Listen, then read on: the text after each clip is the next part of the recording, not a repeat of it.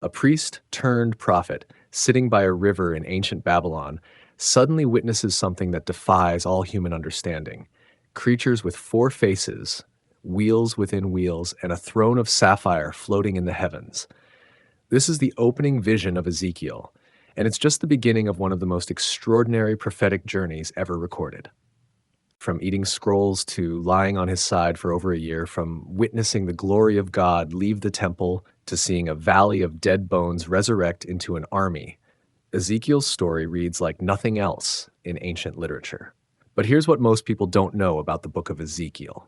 It contains more detailed descriptions of supernatural encounters than almost any other book in the Bible, includes architectural blueprints for a temple that has never been built, and presents prophecies so specific that skeptics once claimed it had to be written after the events occurred, until archaeological discoveries proved them wrong. In this video, we're going to walk through every chapter, every vision, and every prophecy in chronological order, connecting the dots between Ezekiel's ancient world and the questions that still puzzle theologians, historians, and curious minds today.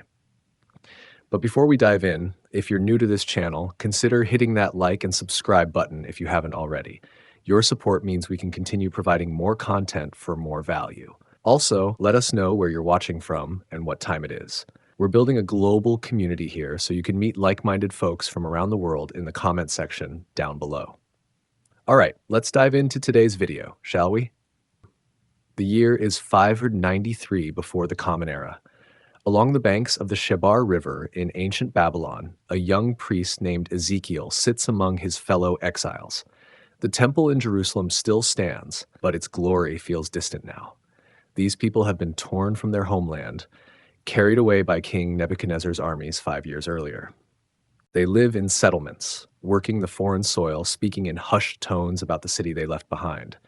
Ezekiel knows the priestly traditions by heart. He grew up expecting to serve in the temple, to offer sacrifices to maintain the sacred rituals.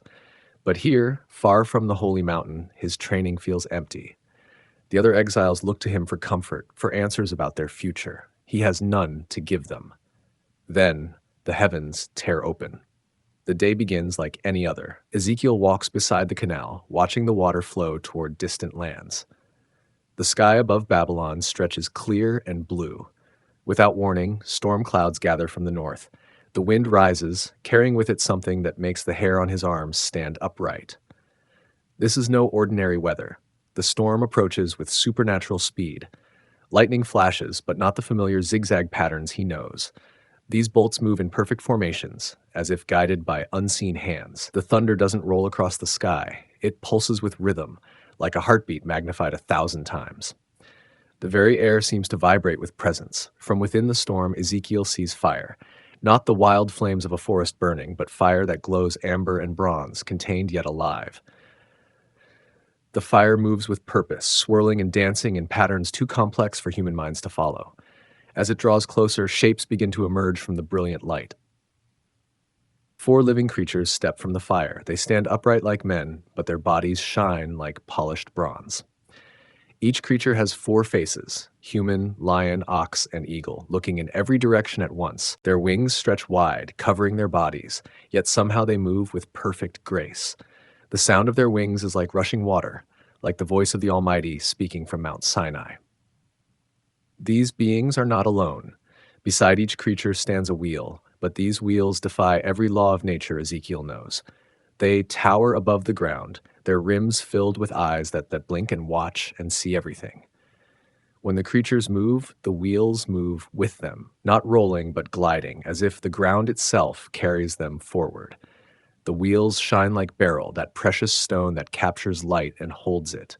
But these wheels have another wheel within them, intersecting at perfect angles. They can move in any direction without turning, north or south, east or west, following the spirit of the living creatures.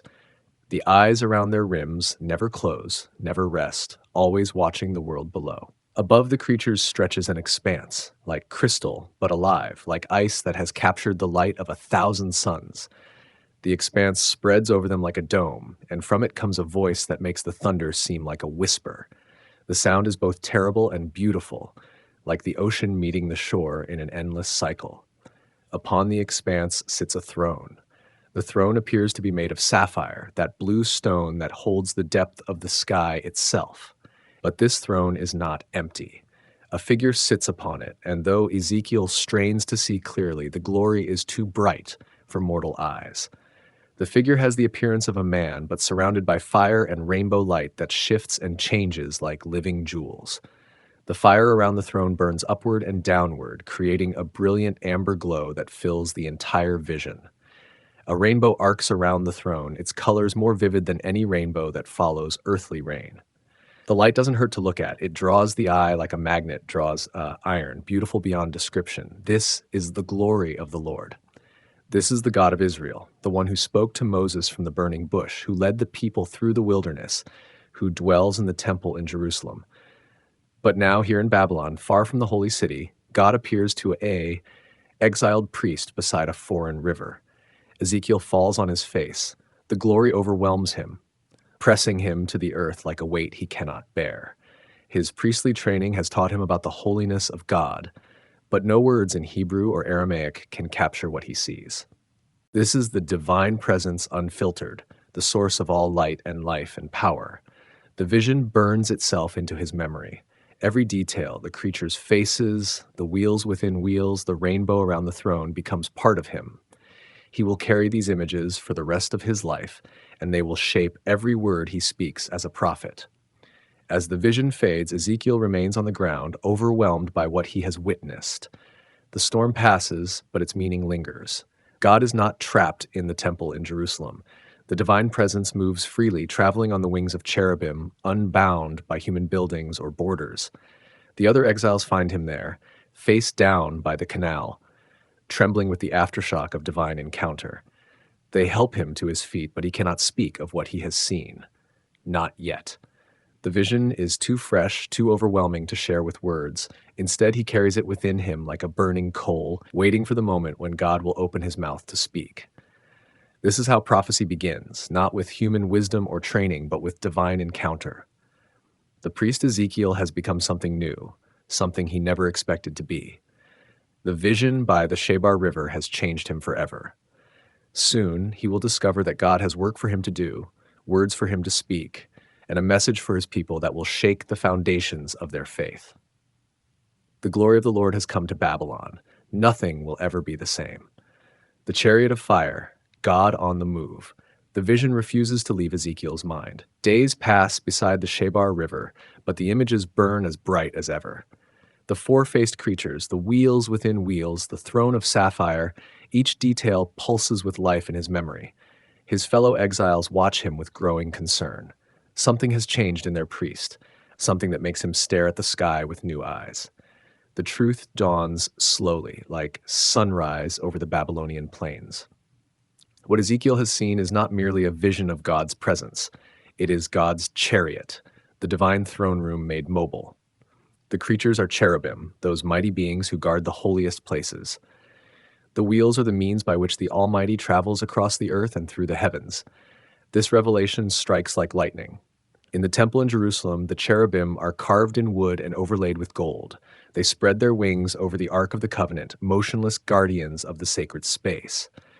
But here, beside the Chebar River, Ezekiel has seen the living reality behind those carved symbols. These cherubim breathe and move and serve as bearers of the divine throne. The four faces carry deep meaning. The human face represents wisdom and understanding, that the capacity to think and choose and love. The lion face speaks of royal strength, the courage that conquers fear and leads with authority. The ox face symbolizes patient service, the willingness to bear burdens and work without complaint. The eagle face soars above earthly concerns, seeing with clarity from great heights. Together, these faces encompass all of creation. Humanity with its unique gift of moral choice.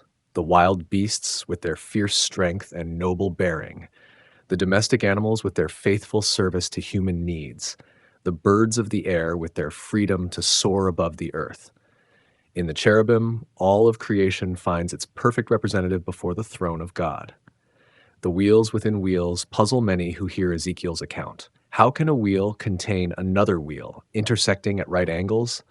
The answer lies in understanding divine mobility. Earthly chariots can only move forward or backward, requiring turns and curves to change direction. But God's chariot can move in any direction instantly, without the limitations that bind earthly vehicles. The eyes around the rims of the wheels see everything.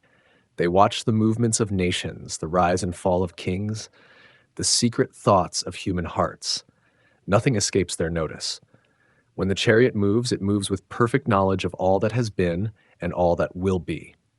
The sound of the cherubim's wings creates a symphony that speaks of divine power. Like rushing waters, it carries the force of great rivers flowing to the sea. Like the voice of the Almighty, it echoes with the authority that spoke the world into existence. When the creatures stand still, their wings fold quietly, but when they move, their sound fills the air with awesome presence. The crystal expanse above the cherubim serves as the foundation for the throne. It stretches like a dome, transparent yet strong enough to support the weight of divine glory. Light passes through it, but it also reflects and amplifies that light, creating patterns of brilliance that dance across its surface. The throne itself appears to be carved from a single sapphire, that precious stone that captures the deep blue of the sky. But this is no ordinary stone. It pulses with inner light, as if the very essence of heaven has been crystallized into solid form. The throne is both beautiful and terrible, inviting and overwhelming, a seat of judgment and mercy combined. The figure upon the throne remains partially hidden, even from Ezekiel's prophetic vision. The glory is too intense for mortal eyes to bear directly. What Ezekiel sees is the appearance of a man, but surrounded by fire and rainbow light that speaks of divine nature. The amber glow above and below the throne creates a halo of brilliance that transforms the entire vision. The rainbow around the throne recalls God's covenant with Noah after the great flood. It speaks of divine faithfulness, of promises kept across generations. Even in judgment, mercy endures. Even in the midst of exile and destruction, hope remains alive. The rainbow reminds Ezekiel that God remembers the covenants made with the fathers of Israel. This mobile throne carries profound implications for Ezekiel's understanding of God. The divine presence is not limited to the temple in Jerusalem. The Holy One of Israel can appear anywhere, at any time, to anyone who needs to encounter divine glory. The chariot theology revolutionizes how the exiles think about their situation. If God can travel to Babylon, then the exile is not a separation from divine presence.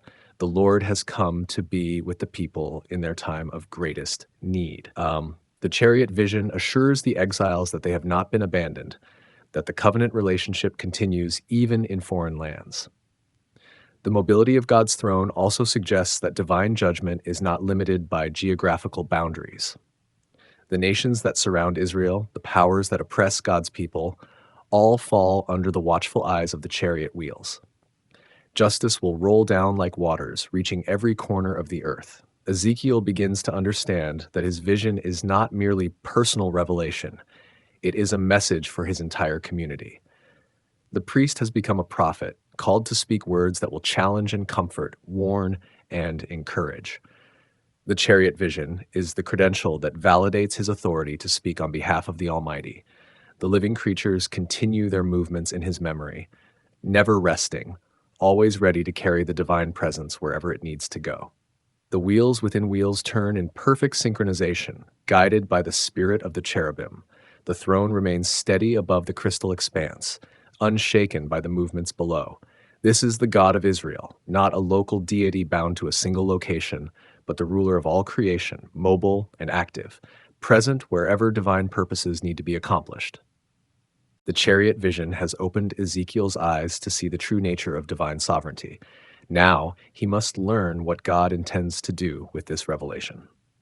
The fire around the throne burns with increasing intensity. The rainbow colors shift and change, creating new patterns of light. The cherubim spread their wings wider, preparing for movement. The chariot is ready to carry God's presence wherever it needs to go next. Ezekiel watches and waits, knowing that this vision is only the beginning of his prophetic calling. The call, eating the scroll. The chariot vision fades, but its impact remains. Ezekiel lies face down beside the Shebar River, overwhelmed by the glory he has witnessed. The ground beneath him feels solid and real, a stark contrast to the supernatural sights that have filled his eyes. His body trembles with the aftershock of divine encounter, every nerve alive with the memory of celestial fire. Then a voice speaks from the throne. The words come not as sound waves traveling through air, but as direct communication that bypasses the ears and enters straight into the soul. The voice carries the authority of the one who spoke the universe into existence, yet it addresses Ezekiel with gentle precision. Son of man, stand up on your feet and I will speak to you. The title Son of Man carries deep meaning. In Hebrew, Ben Adam emphasizes human frailty and mortality. Before the eternal God, Ezekiel is reminded of his earthly nature, his limitations, his need for divine grace. The title will follow him throughout his prophetic ministry, keeping him humble before the magnitude of his calling. As the voice speaks, the Spirit enters Ezekiel and sets him on his feet. Divine power flows through his limbs, strengthening muscles that have been weakened by overwhelming awe. The Spirit doesn't merely heal, it transforms, preparing the mortal man for the immortal task ahead. Ezekiel stands, no longer just a priest in exile, but a chosen vessel for divine communication.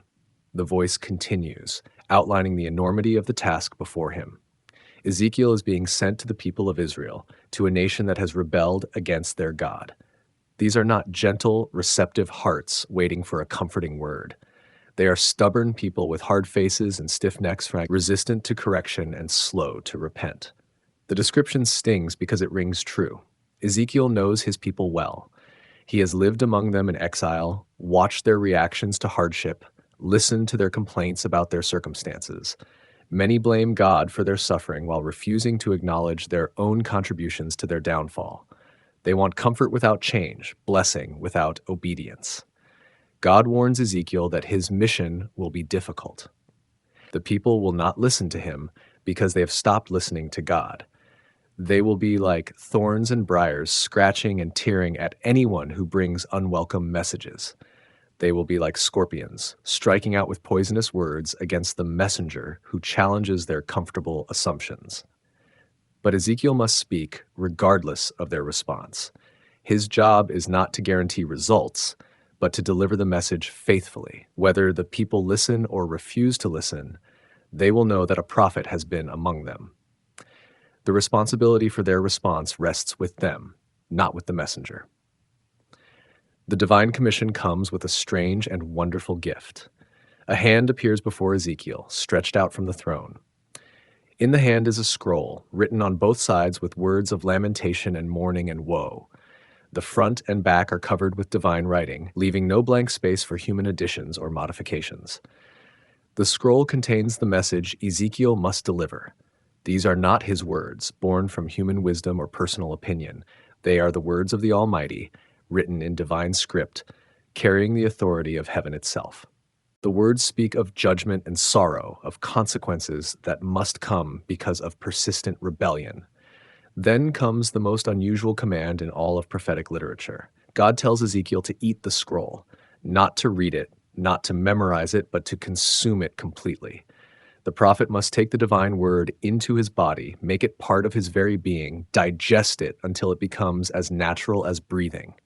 Ezekiel opens his mouth and receives the scroll. The texture is unlike any earthly parchment. It dissolves on his tongue like honey, sweet and satisfying. The sweetness surprises him. Words of judgment and lamentation should taste bitter, should cause the mouth to pucker with their harshness. Instead, they fill him with unexpected pleasure. The sweetness reveals a profound truth about God's word. Even messages of judgment carry within them the sweetness of divine love. God does not punish for the sake of cruelty, but to restore and heal. The warnings are given not to destroy, but to provide opportunity for repentance. Behind every word of judgment lies a heart that breaks for wayward children. As Ezekiel swallows the scroll, it becomes part of him.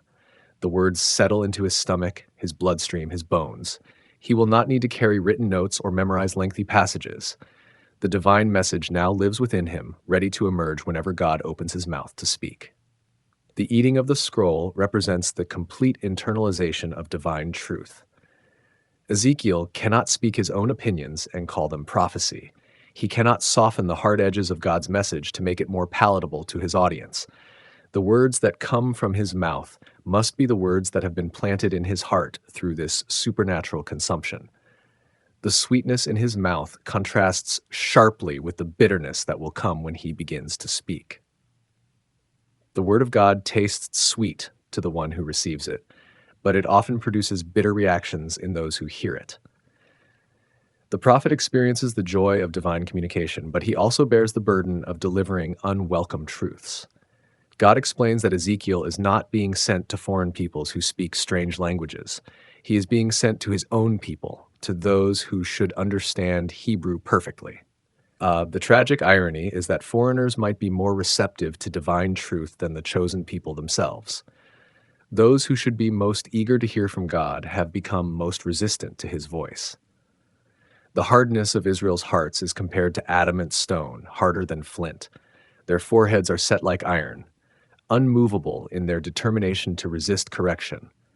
They have made themselves impervious to divine influence, wrapping their hearts in layers of pride and self-justification. But God will make Ezekiel's forehead just as hard as theirs. The prophet will not be intimidated by their resistance or discouraged by their rejection. Divine strength will match human stubbornness, enabling the messenger to continue speaking truth even when it falls on deaf ears. The call is complete.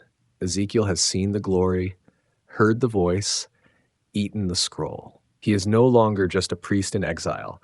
He is a prophet of the Most High, commissioned to speak divine words to a rebellious people. The taste of honey still lingers on his tongue, but the bitter work of prophecy stretches before him.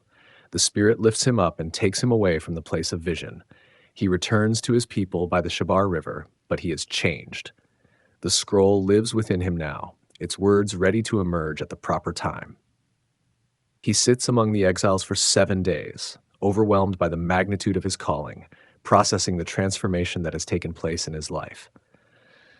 The other exiles notice the change in him. Something burns in his eyes that was not there before. His silence carries weight, as if he is holding back words that could shake the earth. They do not yet know that their priest has become a prophet, that the word of the Lord has found a new voice among them. The 7 days of silence prepare Ezekiel for the work ahead. Like a woman in labor, he carries the divine word within him, waiting for the moment of delivery. The scroll has been consumed, its contents absorbed into his very being. Soon, very soon, he will begin to speak the words that will challenge everything his people believe about their past, their present, and their future. The call is complete, but the mission has just begun. The mute prophet, isolation and silence. 7 days pass in heavy silence. Ezekiel sits among his fellow exiles by the Shabar River, but he might as well be on another planet. The scroll he has consumed burns within him like a coal in his chest, its words pressing against his ribs, demanding release. Yet when he opens his mouth to speak, no words come. The silence is not natural. It wraps around his tongue like invisible bonds, sealing his lips with supernatural force. God has made him mute, cutting off the normal flow of conversation that once connected him to his community. The priest who used to offer counsel and comfort now sits locked in wordless isolation. The muteness serves a divine purpose. In the ancient world, prophets are expected to speak constantly, to offer words of wisdom and guidance for every situation. But Ezekiel's silence becomes its own form of prophecy, a living symbol of the spiritual deafness that has overtaken his people. Just as they have stopped listening to God, he has stopped speaking to them. The exiles watch him with growing concern. They approach with questions about family matters, disputes over property, interpretations of the law. Ezekiel looks at them with eyes that burn with unspoken knowledge, but his mouth remains sealed. The frustration builds on both sides. They need his guidance, and he needs to speak, but the divine restraint holds firm. This forced silence teaches Ezekiel about the weight of words. Every priest and teacher takes speaking for granted, using words freely to instruct and correct and encourage. But when speech is taken away, the value of each word becomes precious. Ezekiel learns to treasure the moments when God will open his mouth, knowing that prophetic words are not casual conversation, but sacred communication. The isolation goes deeper than mere muteness. Ezekiel finds himself separated from the normal rhythms of community life. He cannot participate in the discussions that fill the evening hours, cannot share in the jokes and stories that help the exiles cope with their displacement. He becomes a living embodiment of the separation between God and his people. Yet the silence is not complete. When God has specific messages to deliver, the invisible bonds around Ezekiel's tongue dissolve temporarily. His voice returns with startling clarity, carrying words that seem to come from another realm. The contrast between silence and speech becomes dramatic. When the prophet speaks, everyone listens because they know his words are rare and therefore significant. The pattern of selective muteness creates a powerful dynamic. Ezekiel's neighbors learn to pay attention to the signs that indicate when he is about to speak. His body language changes, his eyes focus with laser intensity, his breathing deepens. These moments of divine communication become events that draw crowds as people gather to hear what the silent prophet will say. But the messages that break through the silence are not comfortable ones. They speak of judgment and destruction, of consequences that must come because of persistent rebellion. The exiles who have been hoping for words of comfort and reassurance find themselves confronted with harsh truths about their spiritual condition. Some wish the prophet would return to silence. The muteness also serves to authenticate Ezekiel's prophetic ministry. Anyone can claim to speak for God, but few can demonstrate supernatural control over their own speech. The obvious struggle between his desire to communicate and his inability to speak convinces the exiles that something beyond human willpower is at work in their midst. Between the moments of prophetic speech, Ezekiel begins to develop a new form of communication. He turns to dramatic actions using his body and simple props to convey divine messages. The silent prophet becomes a master of visual prophecy, creating symbolic performances that speak louder than words ever could. His first major performance shocks the exile community.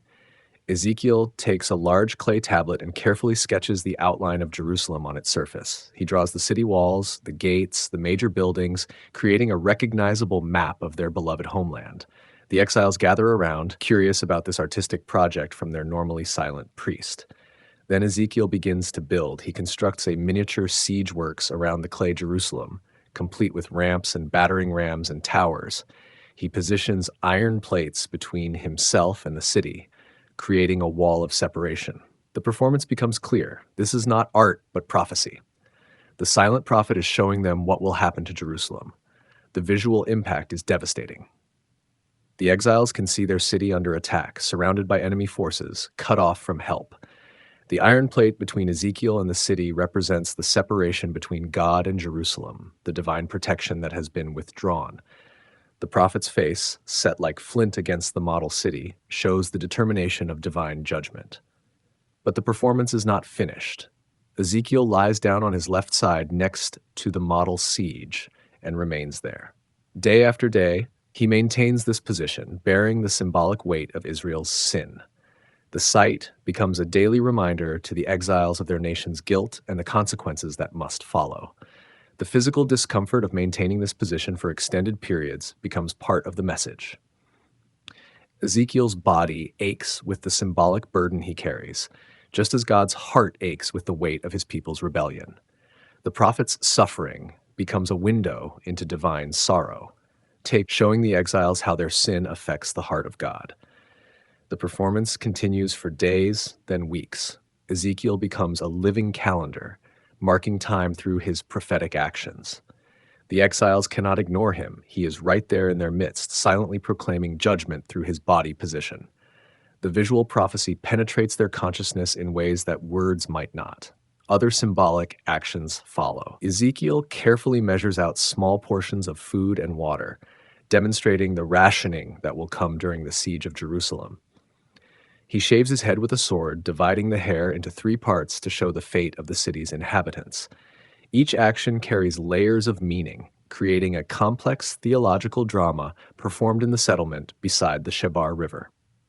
The combination of supernatural muteness and dramatic prophecy creates a unique prophetic style. Ezekiel becomes known not just for what he says during his brief moments of speech, but for what he does during his long periods of silence. His body becomes a canvas on which divine messages are painted, his daily life transformed into ongoing prophecy. The exile community finds themselves watching their silent priest with new eyes. They learn to read the signs of his prophetic actions, to interpret the symbols he creates, to understand the messages he communicates without words. The muteness intended to isolate him actually draws them closer as they struggle to comprehend his wordless proclamations. As the weeks pass, Ezekiel's silence becomes a central feature of exile life. The community organizes itself around his prophetic performances, gathering to witness each new symbolic action. The mute prophet has become their most important teacher, even though he rarely speaks. His silence carries more weight than most people's words. The supernatural control over his speech serves as a constant reminder that Ezekiel is not operating under his own power. The divine hand that seals his lips also guides his actions, ensuring that every gesture carries authentic prophetic authority. The exiles cannot dismiss him as merely disturbed or attention-seeking. The supernatural element is too obvious to ignore. The isolation created by his muteness also purifies Ezekiel's message. Without the ability to engage in casual conversation, he cannot dilute the divine word with human opinion. When he speaks, the words carry the concentrated force of heaven, undiluted by social pleasantries or personal commentary. The silence creates space for the divine voice to emerge with startling clarity. The mute prophet has become a living parable, his very existence a message about the broken communication between God and his people. The exiles who watch him struggle with supernatural silence are forced to confront their own spiritual deafness. The priest who cannot speak becomes a mirror reflecting their own inability to hear. The siege enacted, building the model of Jerusalem. The clay tablet bearing Jerusalem's outline sits in the center of the exile settlement like a miniature battlefield. Ezekiel has etched every detail with careful precision: the Temple Mount, the palace, the residential quarters, the gates that connect the city to the world beyond. The exiles gather around this model of their beloved city, drawn by nostalgia and curiosity. But Ezekiel's work is far from finished. The silent prophet begins to construct siege works around the clay Jerusalem, his hands moving with the practiced skill of someone who has witnessed actual warfare. He builds earthen ramps leading up to the walls, showing how attacking armies gain access to fortified cities. The miniature siege engines take shape under his careful craftsmanship. Iron plates stand between Ezekiel and the model city, creating a wall of separation that chills the hearts of watching exiles.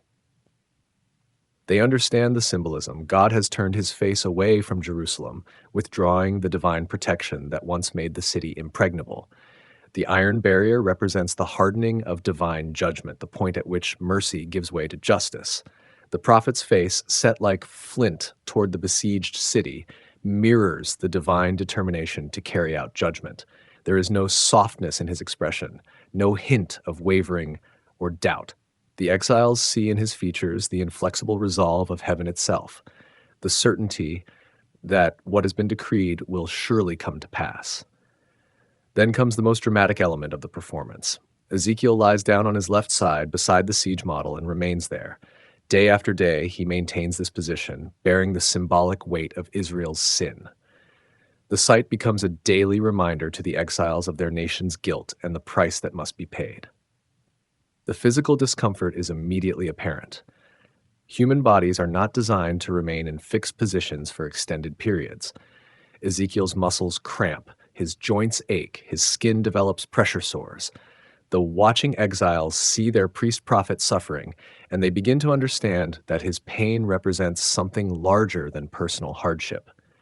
God explains the meaning through the few words Ezekiel is permitted to speak. Each day that he lies on his left side represents a year of Israel's sin, 390 days total, stretching back through centuries of rebellion and idolatry. The northern kingdom's guilt is being measured out in daily increments, calculated with divine precision. The number 390 carries historical weight. It encompasses the period from the establishment of the northern kingdom through its destruction by the Assyrians, plus the years of continued rebellion that followed. Every day of Ezekiel's physical suffering corresponds to a year of spiritual unfaithfulness by the people of Israel. The exiles watch in fascination and horror as their priest continues the performance week after week. His dedication to the prophetic action convinces them that something beyond human willpower is at work. No one would voluntarily endure such discomfort for such an extended period without divine compulsion. The visual impact penetrates their consciousness in ways that words alone never could. They see their national sin embodied in Ezekiel's suffering, their collective guilt made personal through his physical pain. The abstract concept of divine judgment becomes concrete and immediate through the prophet's actions. After 390 days on his left side, Ezekiel switches to his right side for another 40 days. This represents the sin of the southern kingdom of Judah, the nation that includes Jerusalem and the temple. The number 40 recalls the wilderness wandering when an entire generation died because of unbelief. Now Judah faces a similar consequence for similar unfaithfulness. The food rationing that accompanies the siege performance adds another layer of realism. Ezekiel carefully measures out small portions of bread and water, demonstrating the starvation that will accompany Jerusalem's siege. He eats the meager rations publicly, showing the exiles exactly what their relatives in Jerusalem will soon experience. The bread recipe itself carries symbolic meaning. Ezekiel mixes wheat, barley, beans, lentils, millet, and spelt, grains that would never be combined under normal circumstances. This mixture represents the desperation of siege conditions, when people eat anything available to stay alive. The unusual combination suggests that normal food sources have been exhausted. The water rationing is equally dramatic. Ezekiel measures out exactly 1/6 of a hin per day, barely enough to survive. He drinks this small amount with trembling hands, showing the fear and anxiety that accompany extreme thirst. The exiles watch their priest slowly weakening, and they begin to understand what awaits their beloved city. The fuel for cooking presents another shocking symbol. God initially commands Ezekiel to bake his bread using human waste as fuel, a practice that would render the food ceremonially unclean. The command strikes at the heart of Ezekiel's priestly identity. He has spent his life maintaining ritual purity, and now he is asked to violate it completely. Ezekiel's anguished response reveals the depth of his horror. He pleads with God, explaining that he has never defiled himself with unclean food, that his mouth has never been contaminated by anything forbidden. The request strikes at the core of his religious identity, challenging everything he has been taught about holiness and purity. God's response shows divine mercy within judgment. The command is modified. Ezekiel may use cow dung instead of human waste, a fuel source that is unpleasant but not ceremonially defiling. The change demonstrates that divine judgment can be tempered with compassion, even in the midst of necessary discipline. The cooking fuel symbolizes the defilement that will come to Jerusalem during the siege. The holy city will be forced to compromise its purity in order to survive.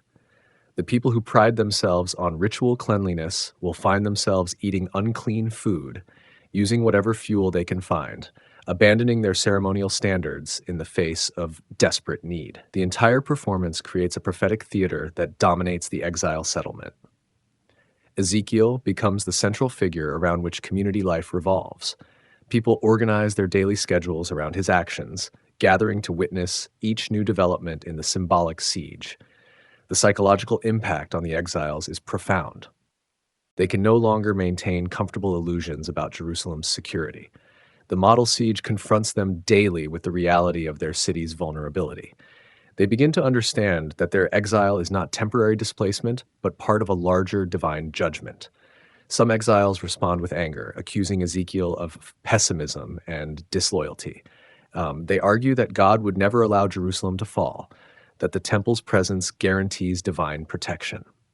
But the prophet's unwavering commitment to his prophetic performance slowly wears down their objections.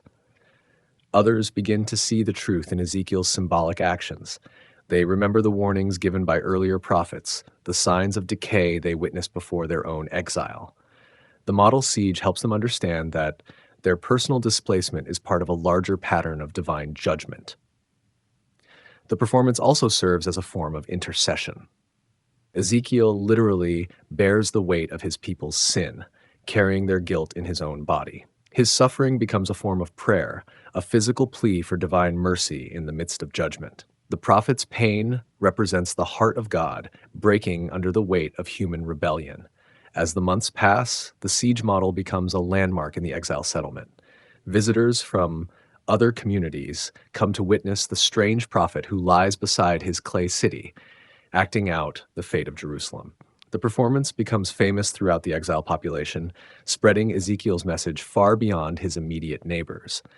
The model siege also serves as a calendar, marking time through prophetic action. The exiles measure their own experiences against the progress of Ezekiel's symbolic siege. They begin to see their individual stories as part of a larger narrative of divine judgment and restoration. The physical toll on Ezekiel becomes increasingly apparent as the performance continues. His body weakens under the strain of maintaining unnatural positions for extended periods, yet he persists, driven by divine compulsion that overrides human comfort. The siege performance becomes a test of endurance that mirrors the spiritual endurance required of his people. The model Jerusalem sits at the center of it all, a constant reminder of what is at stake. The clay city that once represented home and security now symbolizes vulnerability and judgment. The exiles cannot look at it without thinking of their relatives still living within those walls, unaware of the catastrophe approaching their gates. The siege enacted becomes more than prophecy, it becomes preparation. The exiles who witness Ezekiel's performance will be ready when news arrives from Jerusalem. They will understand that the city's fall is not divine abandonment, but divine justice, not the end of hope, but the beginning of a new chapter in their relationship with God. The unhearing audience, prophecy ignored. The siege model dominates the exile settlement, impossible to ignore or dismiss. Ezekiel's emaciated form lies beside the clay Jerusalem, a living reminder of divine judgment. Yet as weeks turn to months, something troubling emerges in the community's response. The initial shock wears off, replaced by a dangerous familiarity with the prophet's warnings. The exiles develop coping mechanisms that allow them to coexist with prophecy while avoiding its implications. They treat Ezekiel's performance as entertainment, gathering to watch his symbolic actions like spectators at a theatrical production. The life and death urgency of his message gets lost in the routine of daily observation. Some dismiss the entire performance as the ravings of a traumatized priest. They point to Ezekiel's obvious suffering, his weight loss, his periodic muteness, and conclude that exile has driven him to madness. This explanation allows them to feel sympathy for their former priest while safely ignoring his message. Others develop theological arguments that neutralize the prophet's warnings. They insist that God would never allow Jerusalem to fall because the temple contains the divine presence. The Ark of the Covenant sits in the Holy of Holies, they argue, creating an unbreakable bond between heaven and earth. Surely God will protect his own dwelling place. The doctrine of divine election provides another shield against Ezekiel's message. The exiles remind each other that they are God's chosen people, recipients of unconditional promises made to Abraham, Isaac, and Jacob. These covenants cannot be broken, they insist, regardless of temporary disobedience or unfaithfulness. Some focus on the ritual system as their source of security. As long as sacrifices continue in the temple, as long as priests perform their duties, as long as the festivals are observed, God's favor will remain with Jerusalem. The ceremonial law provides a buffer against divine wrath, they believe, making judgment impossible. The psychology of denial runs deep in the exile community. These people have already lost their homes, their livelihoods, their familiar way of life. The possibility of losing Jerusalem as well threatens to destroy their last remaining source of hope and identity. Accepting Ezekiel's message would mean acknowledging that their losses are permanent. Hope becomes a weapon against prophecy. The exiles cling to optimistic interpretations of their circumstances, viewing their exile as temporary discipline rather than permanent judgment. They expect to return to Jerusalem within a few years, to rebuild their lives in the familiar surroundings of their homeland. False prophets emerge to feed this hunger for comfortable messages. These smooth-talking voices tell the exiles what they want to hear, that their exile will be brief, that Jerusalem remains secure, that God's anger has already been satisfied by their displacement. These prophets gain large followings while Ezekiel lies isolated beside his siege model. The contrast between true and false prophecy becomes stark. The false prophets speak words that bring immediate comfort, but no lasting truth. They promise peace when there is no peace, healing when the wound has not been properly cleansed. Their messages feel good but provide no real foundation for the future. Ezekiel's prophecy, by contrast, brings immediate discomfort but ultimate hope. His warnings are harsh, but they lead to genuine healing. His judgments are severe, but they clear the way for authentic restoration.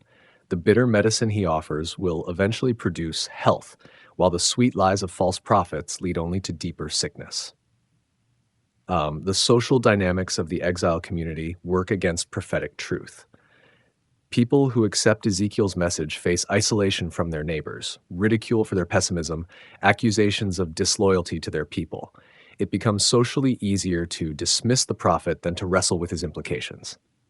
Economic concerns also influence the community's response. Many exiles have begun to establish businesses in Babylon to put down roots in their new environment. Accepting the permanence of their situation requires practical adjustments that few are willing to make. It's easier to maintain temporary arrangements while hoping for quick return. The generational divide adds another layer of complexity. Older exiles remember Jerusalem in its glory, the temple in its magnificence, the kingdom in its strength. They cannot imagine these institutions failing completely. Younger exiles, however, have less invested in the old system and prove more open to Ezekiel's radical message. Religious leaders face particular pressure to reject Ezekiel's prophecy. Their authority depends on maintaining continuity with traditional interpretations of divine will. Accepting a message that fundamentally challenges the religious establishment threatens their own positions and influence. The prophet's physical appearance works against him as well. His deliberate suffering, his strange actions, his periods of muteness make him seem unstable to those who prefer their religious leaders to be dignified and composed. The exiles expect prophets to look holy, not haggard. Cultural pride also blinds the exiles to prophetic truth. They cannot accept that their sophisticated civilization, their advanced religious system, their proud national heritage could be completely overthrown. The suggestion that pagan Babylon might serve as God's instrument of judgment strikes them as absurd. The comfortable rhythms of exile life create another barrier to prophetic reception. The exiles have learned to adapt to their circumstances, to find meaning and purpose in their new environment. Ezekiel's urgent warnings disrupt this hard-won stability, demanding uncomfortable changes in perspective and priority. Some exiles adopt a fatalistic attitude toward the prophet's message. If judgment is truly inevitable, they reason, then there's no point in worrying about it. They continue their daily routines while Ezekiel acts out his warnings, neither believing nor disbelieving, but simply enduring. The prophet's isolation becomes almost complete. The community that once looked to him for guidance now treats him as an oddity to be observed from a safe distance. His former friends avoid him, his family members feel embarrassed by his behavior, his colleagues question his sanity. Yet Ezekiel persists in his calling, driven by divine compulsion that overrides human comfort. He understands that his role is not to win popularity contests, but to deliver God's message faithfully. Whether the people listen or refuse to listen, they will know that a prophet has been among them. The unhearing audience becomes part of the prophetic message itself. Their resistance to divine truth illustrates the spiritual deafness that has overtaken God's people. Their inability to recognize authentic prophecy demonstrates how far they have drifted from genuine relationship with the divine. The stakes grow higher as time passes. Each day of resistance to prophetic truth represents another day of missed opportunity for repentance. The exiles who ignore Ezekiel's warnings are choosing their own fate, hardening their hearts against the very message that could save them. The community's rejection of prophecy also reveals their theological confusion. They have reduced God to a manageable size, a deity who exists to serve their national interests rather than to judge their moral failures. Ezekiel's message threatens this comfortable domestication of the divine. The unhearing audience will eventually be forced to confront the truth of Ezekiel's words. When news arrives from Jerusalem, when the city falls exactly as the prophet predicted, their comfortable illusions will shatter completely. The model siege will be revealed as accurate preview of historical reality. But for now, they continue their willful deafness, their determined blindness to prophetic truth. The siege model sits in their midst like a time bomb, counting down the days until their denial becomes impossible to maintain. The prophet who warned them lies exhausted beside his clay Jerusalem, faithful to his calling despite their faithless response. Corruption in Jerusalem, visions of idolatry. The siege model continues its silent testimony in the exile settlement, but God has more to show Ezekiel. The physical performance beside the Shabar River represents only the external reality of Jerusalem's coming destruction. Now the prophet must witness the internal corruption that makes such judgment necessary. The vision begins on a day like any other. Ezekiel sits in his house with the elders of Judah, fellow exiles who have come seeking guidance from their former priest. These men represent the religious establishment, the leaders who should be guarding spiritual purity among the people. Their presence creates the perfect audience for what God is about to reveal. Without warning, the divine presence appears in Ezekiel's dwelling. The figure has the same appearance as the one he saw by the Shabar River: fire from the waist down, gleaming metal from the waist up, surrounded by brilliant light that transforms the simple house into a throne room. The elders witness this supernatural manifestation, validating Ezekiel's prophetic authority before their eyes. A hand reaches out from the fiery figure and lifts Ezekiel by his hair. The sensation is both physical and spiritual. He feels the grip on his scalp, but his spirit is being transported across hundreds of miles in an instant. The walls of his house in Babylon dissolve, replaced by the familiar stones of Jerusalem's temple complex. The prophet finds himself standing at the entrance to the inner court, near the altar where daily sacrifices should be offered to the Lord alone. But something is terribly wrong with this sacred space. Where purity should reign, abomination has taken root.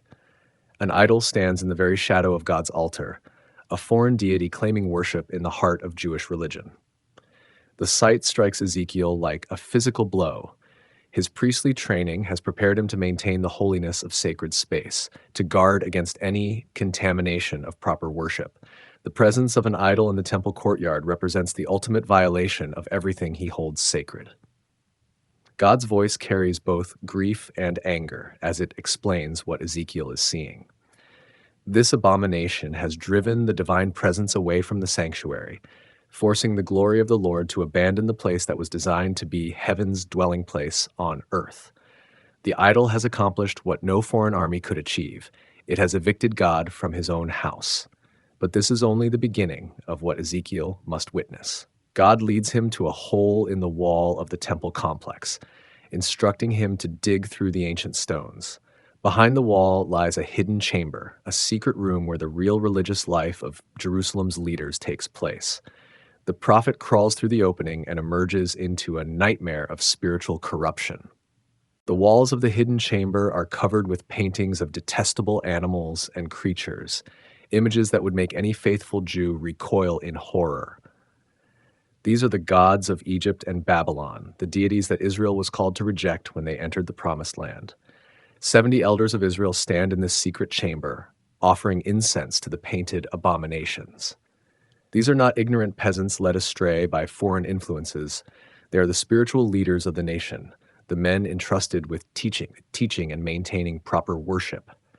In their hands, censers send up sweet-smelling smoke to honor false gods. Among the 70 stands Jazaniah, son of Shaphan, a man from a family known for supporting religious reform. His presence in this den of idolatry shocks Ezekiel to his core. If the sons of faithful families have turned to secret worship of foreign gods, how deep does the corruption run? Each elder holds his censer with practiced ease, suggesting that this is not a one-time experiment, but an established pattern of worship.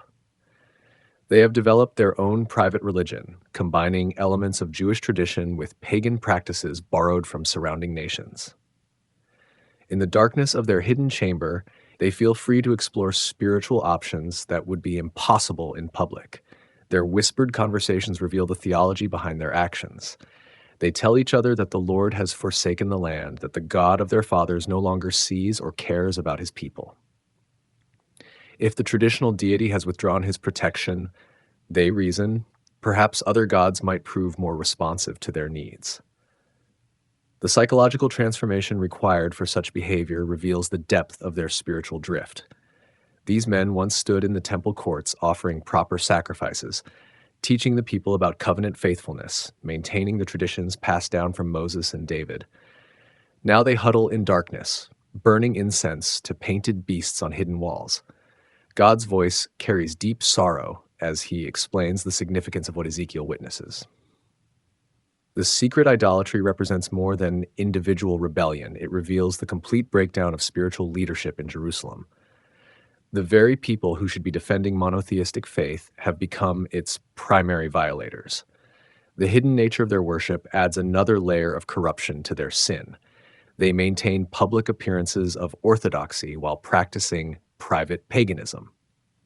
The hypocrisy involved requires constant deception, a way of life that corrodes the soul and destroys authentic relationship with the divine.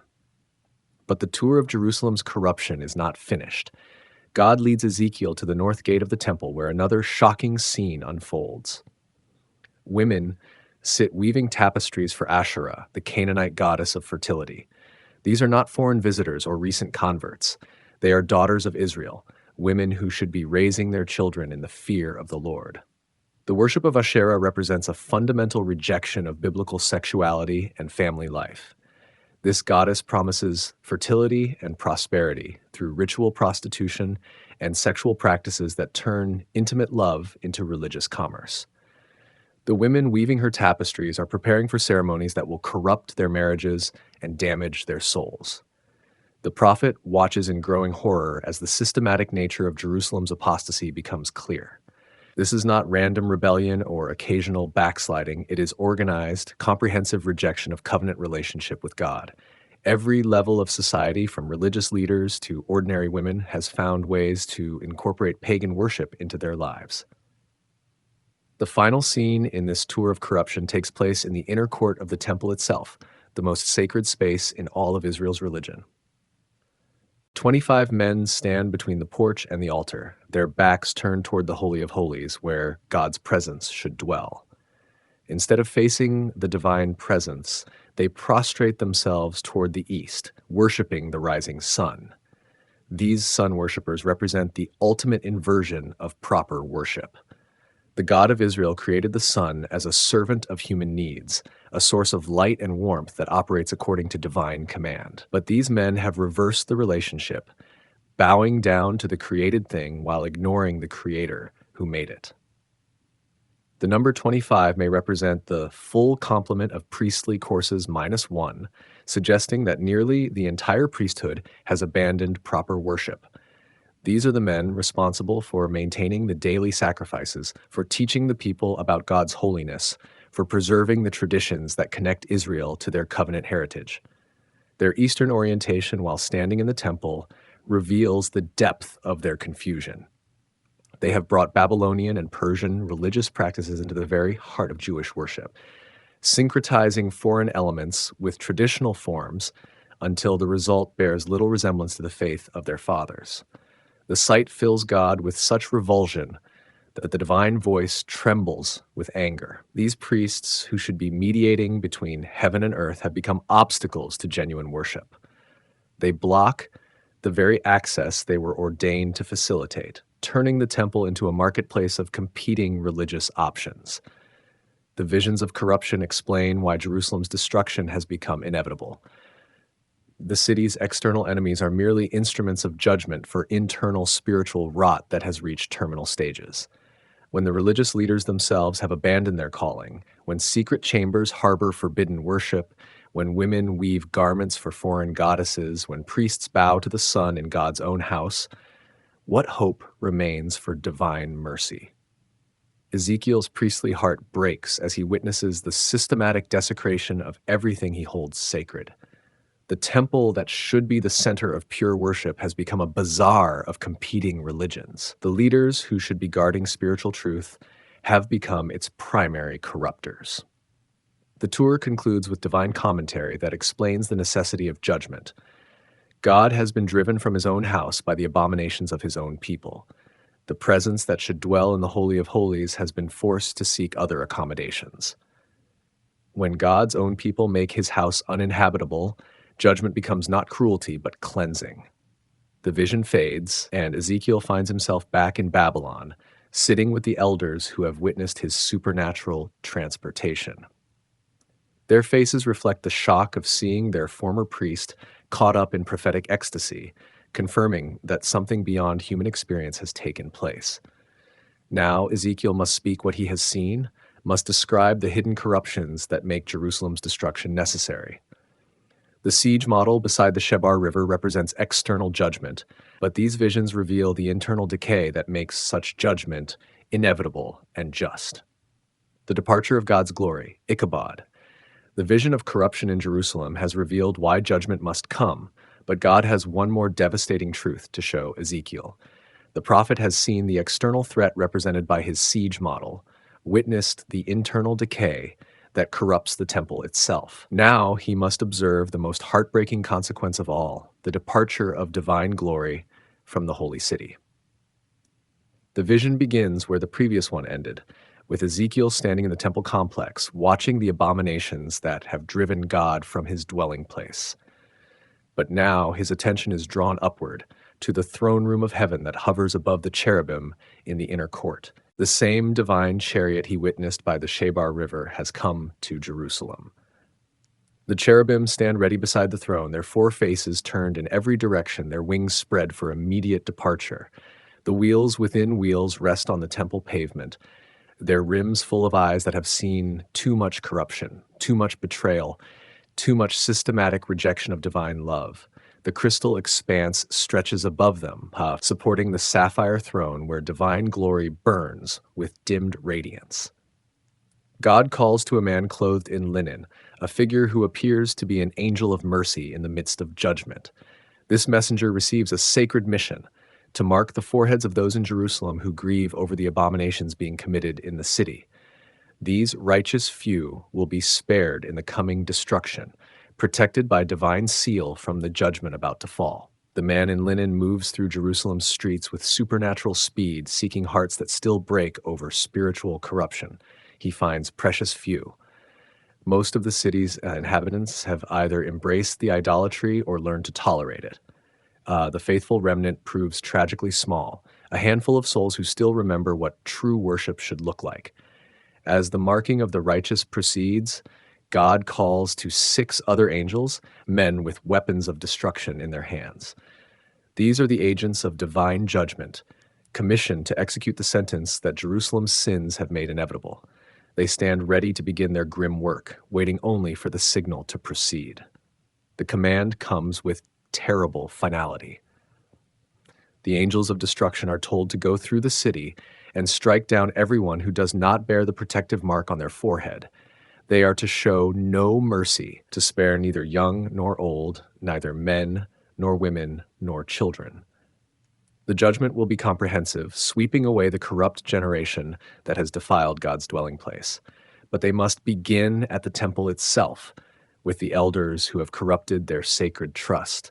The 70 men who burned incense to painted idols, the 25 priests who worship the sun in God's house, these spiritual leaders will be the first to fall. The judgment begins where the corruption began, with those who should have known better. Ezekiel watches in horror as the angels begin their work. Bodies fall in the temple courts, the sacred pavement stained with blood of those who profaned it with their idolatry. The sight overwhelms the prophet. He falls on his face, crying out in anguish for his people. Sovereign Lord, he pleads, are you going to destroy the entire remnant of Israel in this outpouring of your wrath on Jerusalem? The question carries the weight of covenant history, the memory of divine promises made to Abraham and David. Can God's judgment be so complete that no hope remains for the future? The divine response reveals the depth of Jerusalem's corruption. The guilt of Israel and Judah is immense, the land filled with bloodshed, the city perverted by injustice. The people have convinced themselves that God has forsaken the land, that he no longer sees their actions or cares about their choices. This theology of divine absence has freed them to pursue any course that serves their immediate interests. As the judgment proceeds in the vision, something even more devastating begins to unfold. The glory of the Lord starts to move from its traditional dwelling place in the Holy of Holies. For centuries, the divine presence has remained faithful to this location, dwelling between the cherubim above the Ark of the Covenant. Even when the people wandered, God stayed in his house. But now the glory begins to rise. Slowly, reluctantly, with obvious sorrow, the divine presence lifts from the mercy seat where it has resided since the temple's dedication.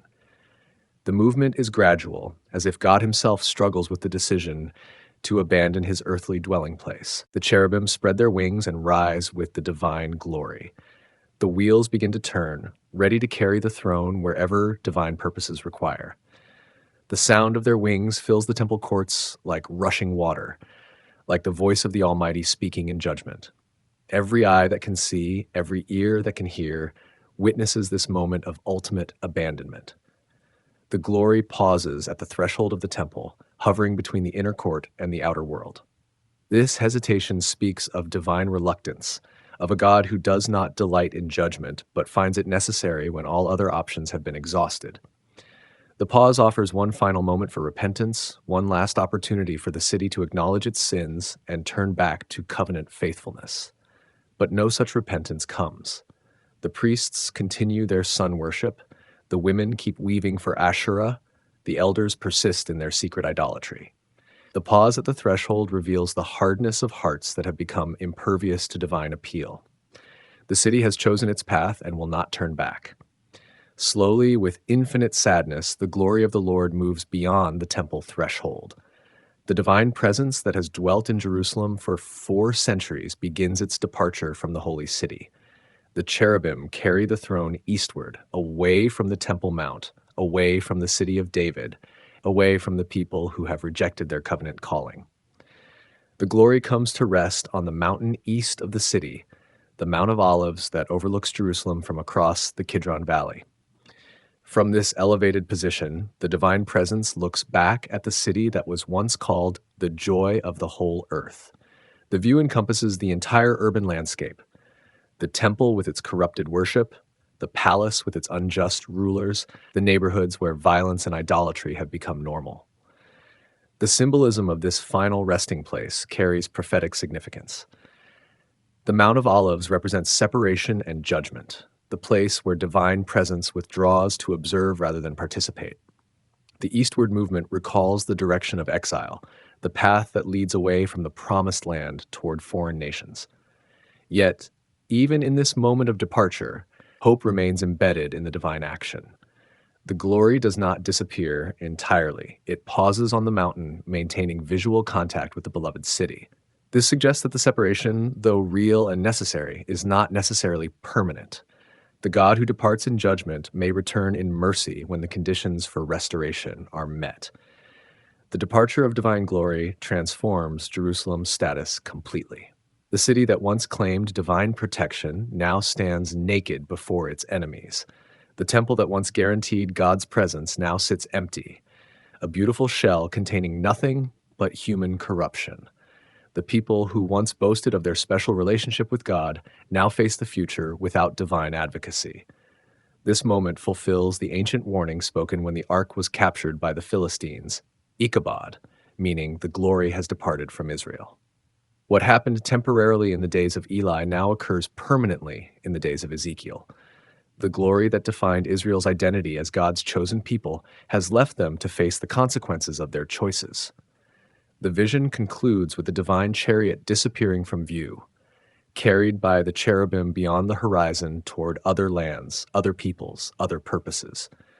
The wheels within wheels roll into the distance, their eyes turning away from Jerusalem to observe new territories where divine glory might find more suitable dwelling places.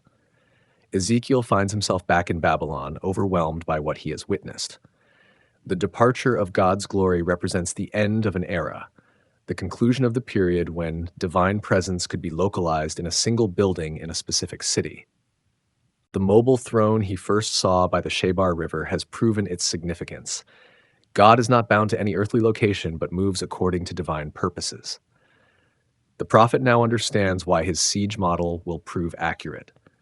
Jerusalem's destruction is not merely military conquest, but divine abandonment. The city will fall because the presence that once protected it has withdrawn. The temple will burn because the glory that once filled it has departed. The people will be scattered because the God who once gathered them has turned away. Yet embedded in this vision of departure is the seed of future hope. The same glory that can leave Jerusalem can also return to it.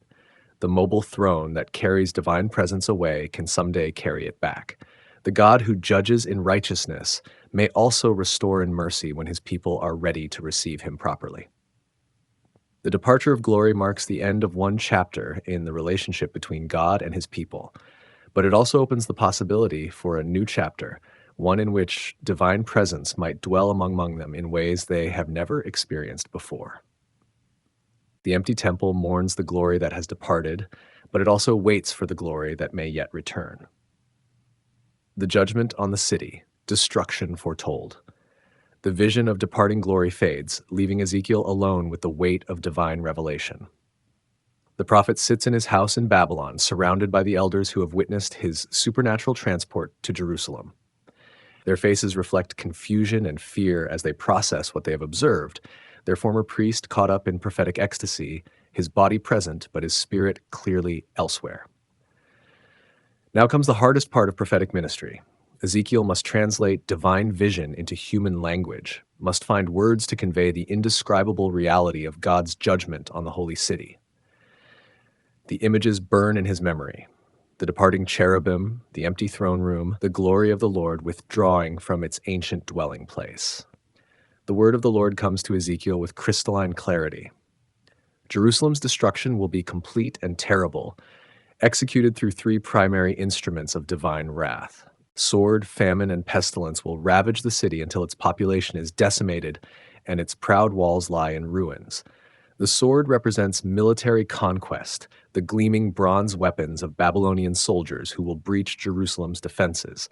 These warriors will show no mercy to age or gender, cutting down old men who remember the city's glory days alongside young children who have never known foreign occupation.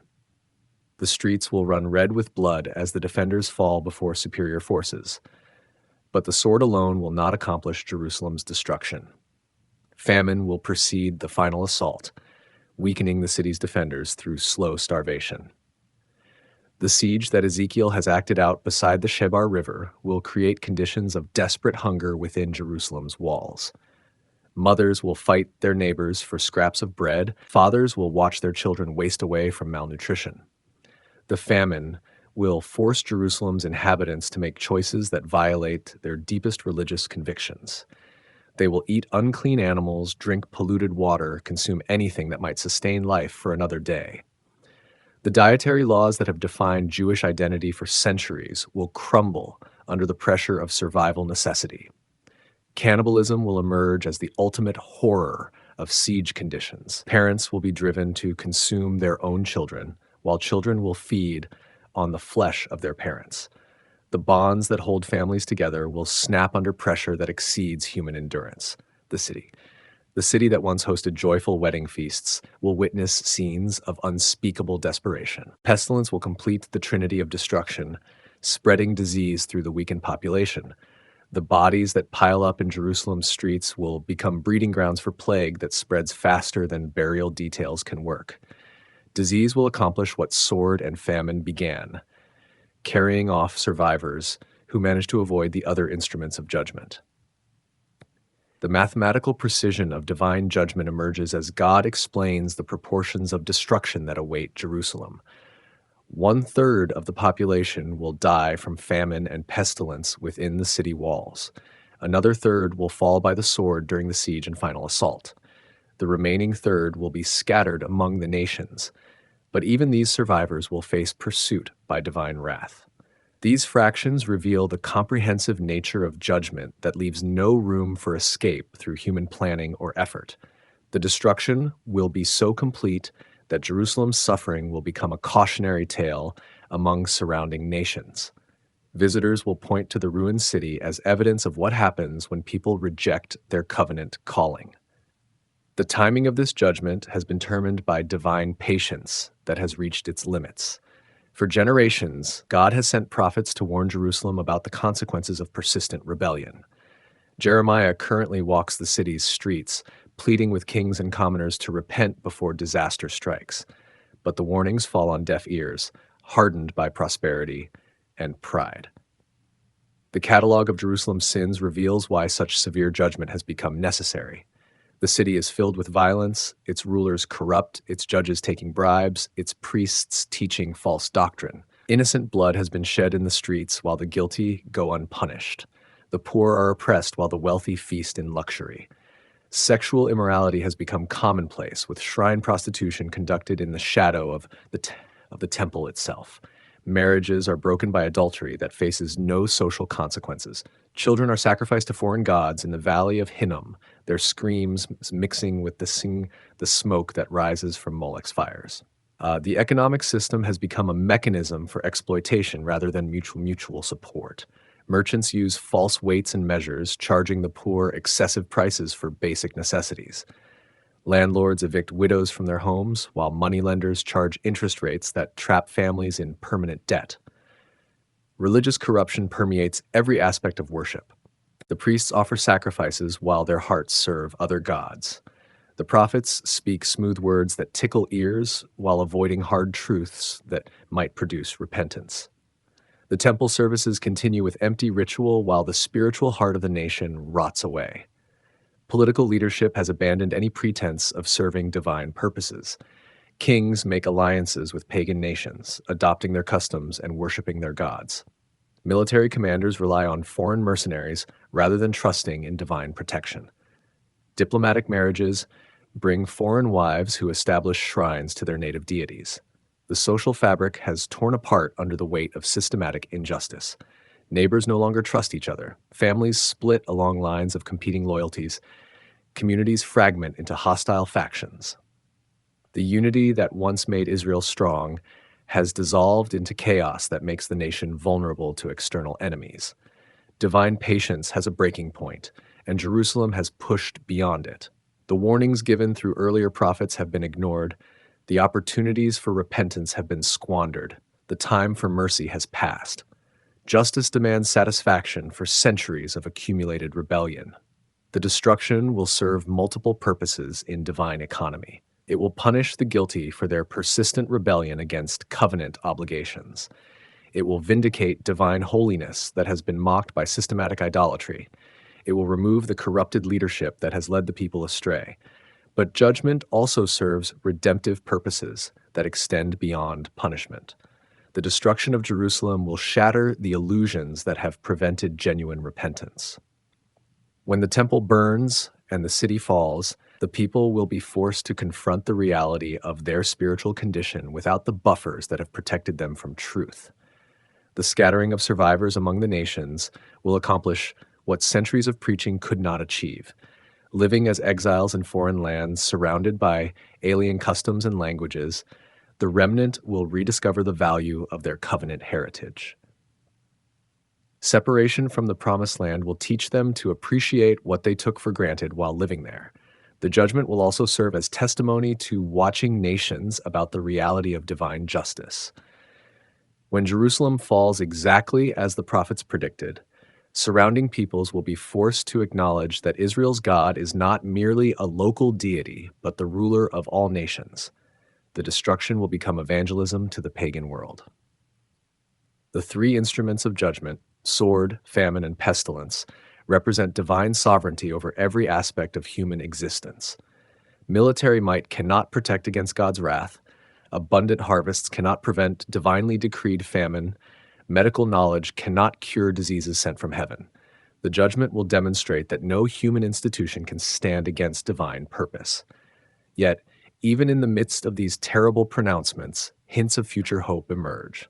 The remnant that survives the scattering will carry the seeds of national restoration. The destruction that seems complete will not be final. The God who judges in righteousness will also restore in mercy when the conditions for renewal are met. The judgment on Jerusalem represents both ending and beginning, the conclusion of one era in the relationship between God and his people, and the preparation for a new era that will emerge from the ashes of the old. The destruction foretold will indeed come to pass, but it will not have the final word in Israel's story. Prophecy against the nations, surrounding powers condemned. Uh, the judgment pronounced against Jerusalem reverberates beyond the borders of Israel, extending to the nations that surround God's people. Ezekiel's prophetic vision expands like ripples from a stone thrown into still water, encompassing the entire regional political landscape. The same divine justice that will devastate the holy city will also reach the pagan kingdoms that have oppressed, exploited, and corrupted Israel. The catalog of condemned nations reads like a geographic survey of the ancient Near East. Each name carries historical weight, representing centuries of conflict, alliance, betrayal, and rivalry. These are not distant kingdoms unknown to Israel, but immediate neighbors whose actions have directly affected the covenant people's relationship with their God. Ammon stands first in the line of judgment, that nation descended from Lot's incestuous relationship with his daughter. The Ammonites have celebrated every misfortune that has befallen Israel, clapping their hands with glee when the temple was profaned, stamping their feet with joy when the land was desolated, rejoicing with malicious hearts when the people went into exile. Their celebration of Israel's suffering reveals hearts that have hardened beyond redemption. Instead of learning from their neighbor's discipline, the Ammonites have interpreted divine judgment as evidence of their own superiority. They fail to understand that the same God who judges Israel also watches their own behavior with eyes that see everything. Divine justice will transform Ammon's eastern location into a highway for nomadic peoples who will overrun their settled cities. The Bedouins will pitch their tents where Ammonite palaces once stood, their camels grazing in fields that once produced abundant harvests. The nation that mocked Israel's exile will experience their own displacement at the hands of desert wanderers. Moab joins Ammon in the dock of divine judgment, another descendant of Lot's compromised family line. The Moabites have compounded their ancestors' shame by declaring that Judah is just like all the other nations, nothing special, no different from the kingdoms that surround them. This theological assault strikes at the heart of Israel's covenant identity.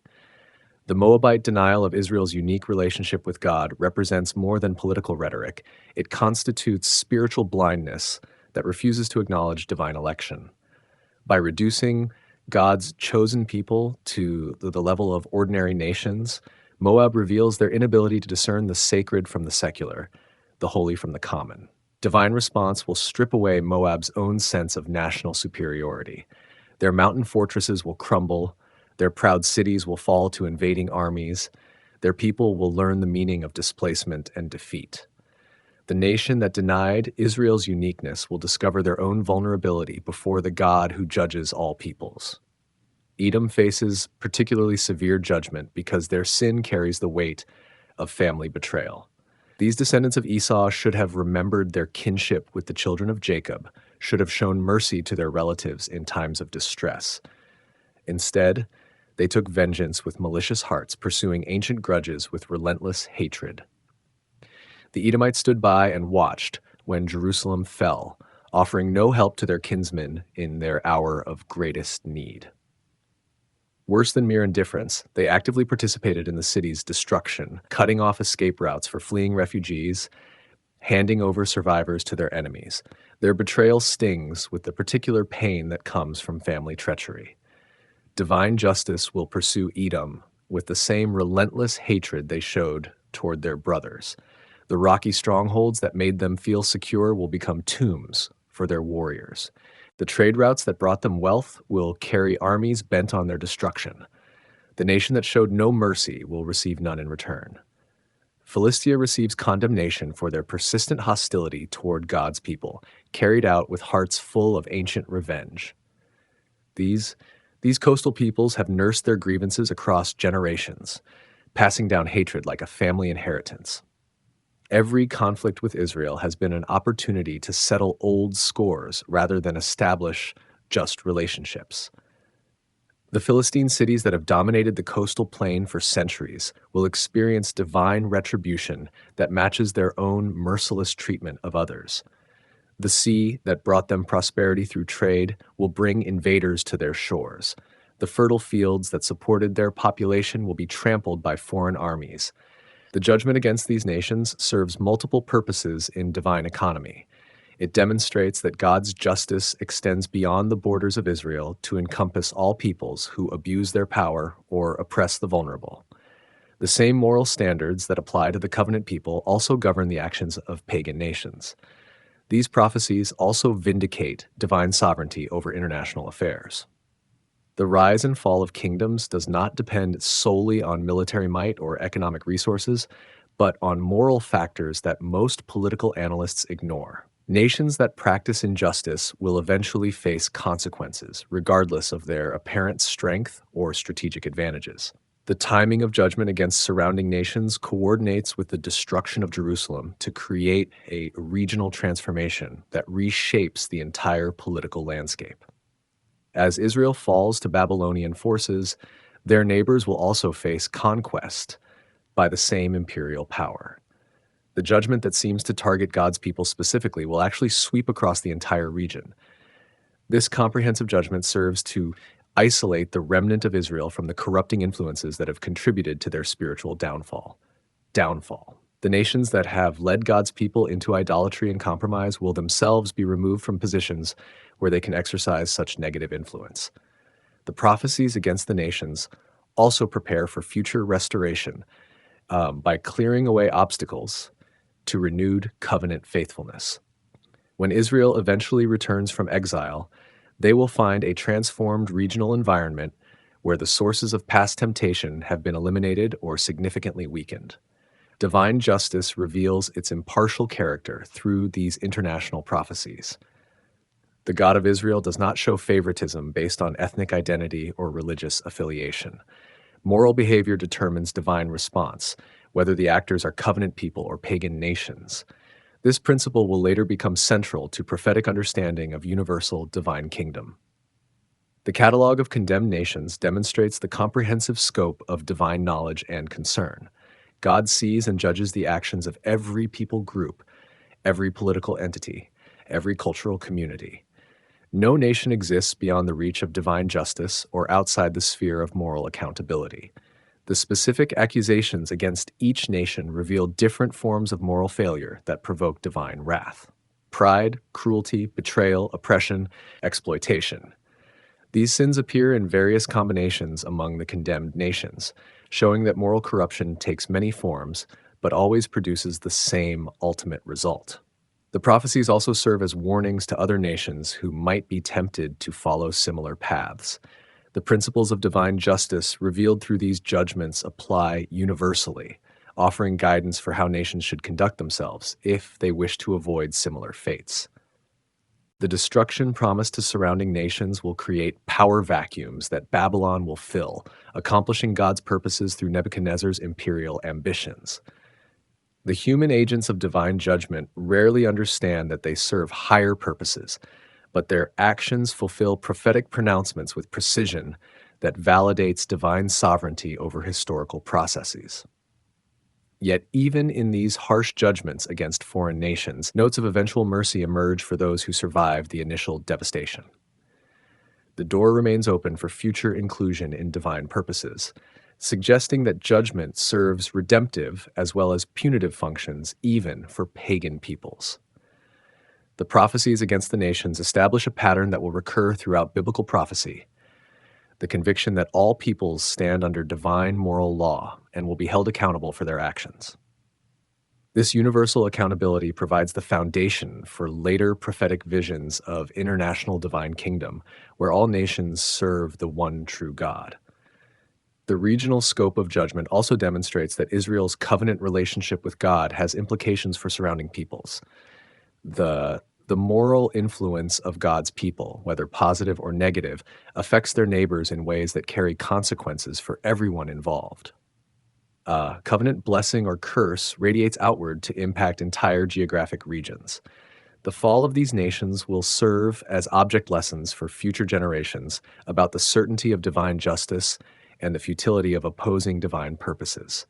Their ruins will testify to the reality of moral law that governs all human societies, regardless of their religious beliefs or cultural practices. The fall of Tyre A maritime empire collapses along the eastern edge of the Mediterranean, where cedar-scented winds carry the dreams of merchants across blue waters, stood the ancient city of Tyre. Her ships sailed to distant shores, bringing back ivory from Africa, silver from Spain, and precious stones from lands beyond the horizon. The purple dye that colored royal robes flowed from her workshops. Gold accumulated in her treasuries like autumn leaves gathering in temple courtyards. Ezekiel's vision turned toward this maritime power with the weight of divine judgment. The prophet's words painted pictures of a city that believed herself eternal, yet would learn the fragility of earthly glory. Tyre's merchant princes walked in silk and fine linen, their warehouses overflowing with goods from every corner of the known world. They had forgotten that all prosperity flows from sources beyond human control.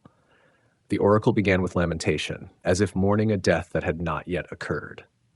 Ezekiel spoke of Tyre as a beautiful ship, perfectly crafted with planks of cypress and cedar, her masts reaching toward heaven like towers of ambition. Her oars were carved from oak, her deck inlaid with ivory. Every nation contributed to her magnificence, yet this very beauty would become her downfall. Babylon's armies would arrive like a storm from the desert, their bronze weapons gleaming in the coastal sun. The siege would stretch across months, then years. The sounds of commerce would fade, replaced by the grinding of siege engines against stone walls. Harbor waters that once reflected the colorful sails of trading vessels would grow still and dark. Ezekiel's poetry captured the moment when maritime power meets terrestrial force. Ships' captains would abandon their vessels, leaving them to drift empty on the waves. The princes of the sea would remove their embroidered robes, clothing themselves instead in trembling and fear. They would sit upon the ground, their former glory scattered like dust before the wind. The prophet described how other nations would react to Tyre's fall. Coastal cities would shake at the sound of her collapse, their own sense of security crumbling like walls built on sand. The islands would tremble, for if mighty Tyre could fall, what city could claim permanence? The lament would spread across the Mediterranean, carried by the same winds that once brought news of profitable ventures. In Ezekiel's vision, the sea itself would swallow Tyre's remains. The great city would sink beneath the waves, becoming a place for fishermen to spread their nets. Where once stood towering walls and busy marketplaces, only the rhythm of tides would remain. The voices of merchants, the creaking of ships, the calls of sailors, all would be silenced by the eternal whisper of water against stone. The economic devastation would ripple outward like waves from a dropped stone. Cities that depended on Tyre's trade would find their own harbors empty, their treasuries depleted. The complex web of commerce that connected distant lands would unravel, leaving communities isolated and struggling. What had seemed like unshakable prosperity would prove as temporary as morning mist. Yet beneath the judgment lay deeper truths about the nature of pride and power. Tyre had come to believe in her own invincibility, trusting in walls and weapons rather than acknowledging the source of all blessing. Her merchants had grown rich but forgotten wisdom. Her princes had accumulated power but lost sight of justice. The very success that made her great had planted seeds of her own destruction. The vision showed how earthly kingdoms rise and fall like tides, each believing itself eternal while time reveals the temporary nature of all human achievement. Tyre's fall would echo through history, a reminder that even the mightiest empires are subject to forces beyond their control. The purple dye that once symbolized royalty would fade, the gold would tarnish, and the cedar ships would rot in harbors far from home. Through Ezekiel's prophecy, we see how divine justice operates not through sudden lightning strikes, but through the slow working of consequence and cause. Tyre's pride bred arrogance, arrogance bred injustice, and injustice bred its own destruction. The prophet's words revealed patterns that would repeat throughout history, as one empire after another would learn the same hard lessons about the limits of human power. The lament for Tyre became a meditation on the fragility of civilization itself. All the beauty, all the wealth, all the careful planning that goes into building a great city can vanish like smoke in the wind. Yet in recognizing this fragility, we also discover something precious: the need for humility, for justice, for acknowledging that our achievements rest on foundations we did not lay. The king of Tyre, the fallen cherub. In the depths of Ezekiel's oracle against Tyre, a figure emerges who transcends the merely human. The prophet's vision shifts from the earthly king to a being of cosmic significance, a character whose story reaches back to the very dawn of creation. This is no ordinary ruler clothed in purple and gold, but a creature who once walked in the garden of God, perfect in beauty and wisdom until the day iniquity was found in him. The description unfolds like a dream half remembered, filled with images that stretch the boundaries of ordinary language. This figure had been the seal of perfection, the model by which all beauty was measured. Every precious stone adorned him, ruby and topaz, emerald and beryl, sapphire and diamond, each one catching and reflecting the light of heaven. His very being was a symphony of color and radiance, a living jewel in the crown of creation. He had walked on the holy mountain of God, among stones of fire that sparkled like stars fallen to earth.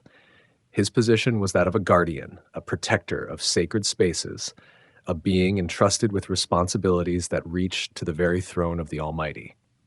The workmanship of his tambourines and pipes was prepared within him on the day of his creation, suggesting a being made for worship, for the creation of celestial music that would rise like incense before the divine presence.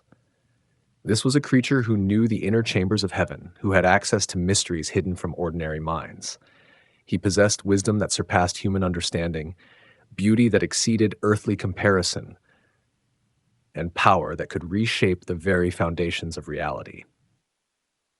Yet with all these gifts came a terrible vulnerability, the capacity for pride, for self-deception, for the gradual corruption of perfection.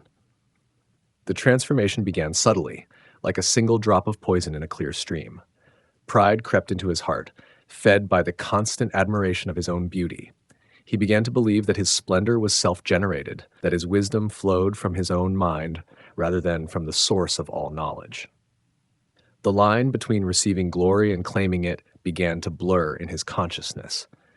Trade and commerce became his obsession, not the honest exchange of goods, but the accumulation of power through manipulation and deceit.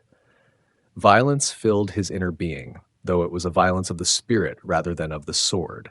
He corrupted his wisdom by his splendor, allowing the very gifts that made him great to become the instruments of his downfall. The fall itself was swift and terrible. He was cast out from the mountain of God, expelled from the sacred spaces he had once protected. The guardian became the exile, the protector became the destroyer. His beauty, which had once reflected divine glory, now served only to mask the corruption within. The stones of fire that had once warmed him with their light now burned him with their judgment. Yet this figure's story did not end with his expulsion. Cast down to earth, he brought with him the poison of rebellion, the seeds of corruption that would spread through human history like a disease. His influence would be felt in every act of pride, every moment of self-deception, every choice to trust in one's own power rather than acknowledge higher authority. The connection to the earthly king of Tyre becomes clear through this cosmic lens. The human ruler, in his pride and self-deception, was following a pattern set before the foundation of the world.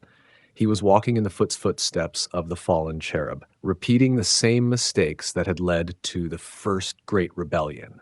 His fate would echo that ancient fall, as pride led to destruction and beauty gave way to ashes. This passage has echoed through centuries of theological reflection, offering a glimpse into the cosmic drama that plays out behind the scenes of human history.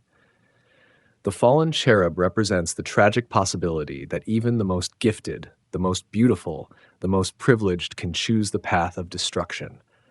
No amount of initial blessing can guarantee continued faithfulness. The story speaks to something deep in the human condition, the tendency to take credit for gifts we have received, to believe that our achievements are purely our own work. The king of Tyre, like the fallen cherub before him, forgot that all beauty, all wisdom, all power ultimately flows from a source beyond ourselves. When we cut ourselves off from that source, we begin the long slide toward corruption and ultimate defeat. Through this prophetic vision, Ezekiel revealed that the struggles of earthly kingdoms are part of a larger cosmic conflict. The rise and fall of nations, the pride and punishment of rulers, the patterns of judgment and restoration, All these reflect deeper spiritual realities that began before human history and will continue beyond it. The king of Tyre was not just a political figure, but a player in a drama that reaches from the Garden of Eden to the final judgment. Egypt, humbled, the fall of the Nile Empire. The Nile flows northward through Egypt like a green ribbon laid across golden sand, bringing life to a land that would otherwise be desert. For thousands of years, this river had been the heartbeat of a civilization that built pyramids reaching toward the stars and temples that echoed with the prayers of countless generations. Pharaoh sat upon his throne, believing himself to be divine, a living god whose power stretched from the cataracts of the south to the delta marshes of the north. Ezekiel's prophetic vision turned toward this ancient kingdom with the weight of divine judgment. The prophet's words painted pictures of a power that had forgotten its own mortality, a ruler who claimed to have created the very river that gave him life. Egypt's pride had grown like the Nile during flood season, overflowing its banks and drowning the surrounding landscape in arrogance and self-deception. The oracle began with Pharaoh's own boast echoing across the waters. He claimed ownership of the Nile, declaring that he had made it for himself. This was more than political rhetoric. It was a fundamental misunderstanding of the relationship between ruler and creation. The river that brought fertility to his land, the sun that warmed his people, the very breath in his lungs, all these he attributed to his own power rather than acknowledging their true source. Ezekiel's vision revealed how this pride would be answered.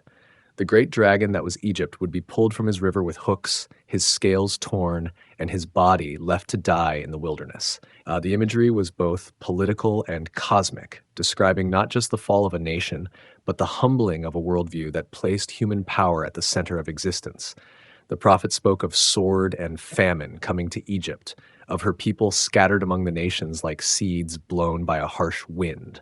The land that had been a place of refuge for others would itself need refuge. The nation that had enslaved Israel centuries before would learn what it meant to be powerless, to depend on the mercy of others for survival. Yet the judgment was not merely punitive, but educational. Egypt would be made desolate for 40 years, a symbolic period of testing and purification. During this time, the scattered Egyptians would learn lessons that prosperity had never taught them. They would discover that strength comes not from controlling rivers and ruling peoples, but from understanding one's place in the larger order of creation. The vision showed how Egypt's influence had spread beyond her borders, how other nations had come to depend on her power and protection. When the great cedar fell, the smaller trees around it would be crushed by its weight. Nations that had allied themselves with Egypt would find themselves exposed and vulnerable, their trust in human power revealed as misplaced confidence.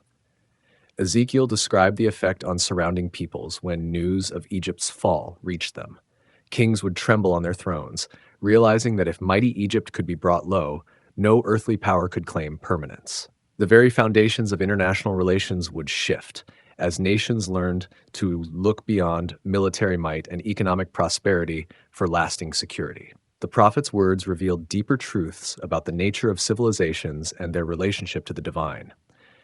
Egypt had become a broken reed, appearing strong but unable to support those who leaned upon it. Her promises of protection had proven hollow. Her offers of alliance had led to disappointment and disaster. What had seemed like strength was revealed as weakness. What had appeared as wisdom was shown to be folly. Through 40 years of exile and humiliation, Egypt would learn what Israel had learned during her own wilderness wanderings. The desert has a way of teaching lessons that palaces cannot provide. When the familiar sources of security are removed, when the comfortable illusions of power are stripped away, then deeper truths can finally be heard and understood. The restoration that would follow this judgment would be different from Egypt's former glory. She would return to her land, but as a lowly kingdom, no longer proud and self-sufficient. This humbling was not meant to destroy, but to heal. Not to punish, but to educate. Egypt would find her proper place in the family of nations, neither dominating others nor being dominated by them. The vision extended beyond Egypt to reveal a pattern that would repeat throughout history. Nations rise and fall, empires expand and contract, but the underlying spiritual laws remain constant.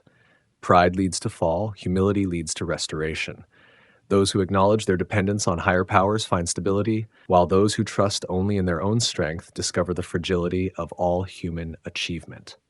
Egypt's judgment served as a mirror for all nations, reflecting the dangers of believing in one's own invincibility. The Nile would continue to flow, the sun would continue to rise, but the human systems built around these natural gifts would prove as temporary as morning mist. Only those who understood their place in the larger order would find lasting peace and prosperity. The Watchman on the Wall, Ezekiel's new role.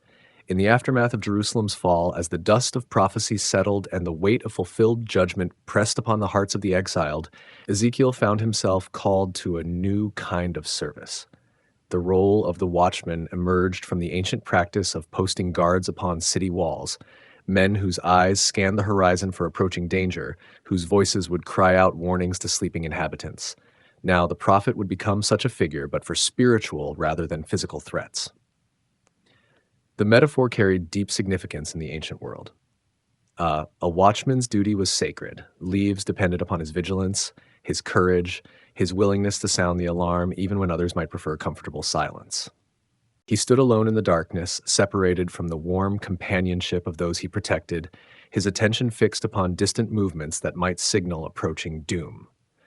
God's words to Ezekiel carried both honor and burden. The prophet was no longer merely a vessel for divine pronouncements, but a guardian of human souls. His responsibility extended beyond delivering messages to ensuring they were received and understood. The watchman must not only see the danger, but communicate it in ways that would stir sleepers from their dreams of safety. The weight of this calling was immense. If the watchman saw the sword coming and failed to warn the people, their blood would be required at his hand. But if he faithfully sounded the trumpet and the people chose not to listen, their destruction would be upon their own heads. This distinction created a delicate balance between divine sovereignty and human responsibility that would echo through centuries of religious thought. Ezekiel's earlier years of enforced silence had prepared him for this moment. The long months of muteness had taught him the value of words, the power of speech, the responsibility that comes with the ability to communicate divine truth. Now, as his tongue was loosened, each word would carry the weight of eternal consequence. The prophet's message to his people took on new urgency and personal application. He was no longer speaking primarily about distant Jerusalem or foreign nations, but about the immediate spiritual condition of those around him. The sword he watched for was not made of bronze or iron, but of spiritual consequence, cutting through the illusions that kept people trapped in destructive patterns. The watchman's call extended beyond mere warning to include encouragement and hope. Just as a guard on the wall might signal the approach of friendly forces or the dawn of a new day, Ezekiel would also announce opportunities for repentance and renewal. The same voice that cried danger would also proclaim the possibility of life and restoration. This role required a particular kind of courage, the willingness to speak uncomfortable truths to people who might prefer pleasant lies. The watchman could not modify his message to make it more palatable, could not soften warnings to avoid giving offense. His duty was to accuracy and clarity, regardless of how his words might be received. The image of the watchman also conveyed a sense of hope and protection. Though he brought warnings of danger, his very presence on the wall suggested that defense was possible, that vigilance could prevent disaster. The community had not been abandoned to its fate, but was being lovingly watched over by one who cared enough to stay awake through the long night hours. Ezekiel's new role reflected a broader shift in his prophetic ministry. Where once he had been primarily concerned with announcing judgment upon a rebellious nation, now he focused on nurturing and guiding a remnant through the difficult process of spiritual recovery. The destroyer was becoming a healer. The prosecutor was becoming a counselor. The watchman metaphor also emphasized the personal nature of spiritual responsibility. Each individual must choose how to respond to the warnings they receive. The prophet could sound the alarm, but he could not force people to take shelter. He could point out the approaching danger, but he could not compel them to flee. The final choice remained with each person who heard his voice. This teaching carried profound implications for understanding the relationship between divine grace and human will. God provides warnings and opportunities for repentance, but the response must come from the human heart. The watchman's message created space for choice, for the exercise of moral agency, for the possibility of both salvation and destruction. Through this new role, Ezekiel discovered that prophecy was not merely about foretelling the future, but about shaping it through faithful warning and loving guidance. The watchman's voice could prevent the very disasters it announced, turning prophecy into an instrument of mercy rather than merely judgment. The messenger arrives.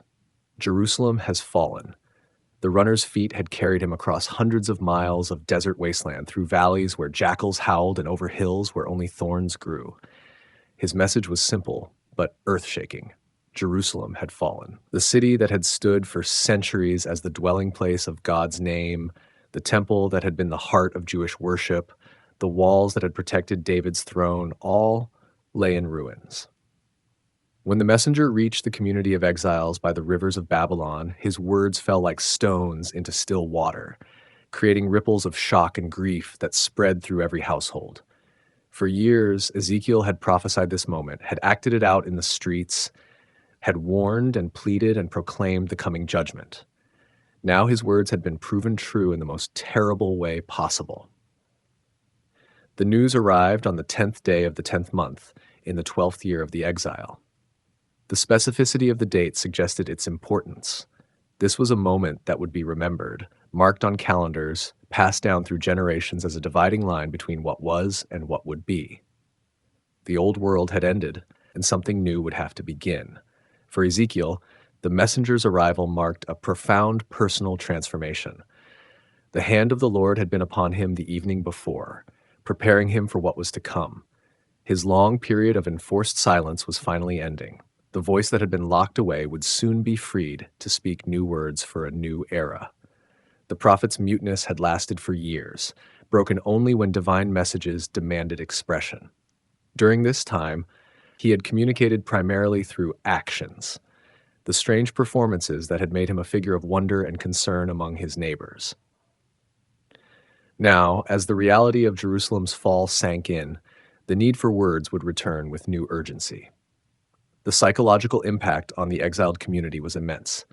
Many had clung to the hope that somehow Jerusalem would survive, that the temple would be preserved, that God would not allow his chosen city to be destroyed. They had interpreted Ezekiel's prophecies as conditional warnings rather than certain predictions. Now they faced the collapse of everything they had believed about their special status and divine protection. Some had accused Ezekiel of being too harsh, too pessimistic, too willing to announce doom upon his own people. Others had dismissed him as a madman whose theatrical displays meant nothing. The messenger's report silenced all such criticisms and vindicated the prophet's ministry. His words had not been the ravings of a disturbed mind, but the faithful transmission of divine truth. The moment also marked a shift in the nature of prophecy itself. Ezekiel's role was changing from prosecutor to counselor, from announcer of judgment to guide for recovery. The people would need different kinds of messages now: words of comfort for the grieving, guidance for the confused, hope for the despairing.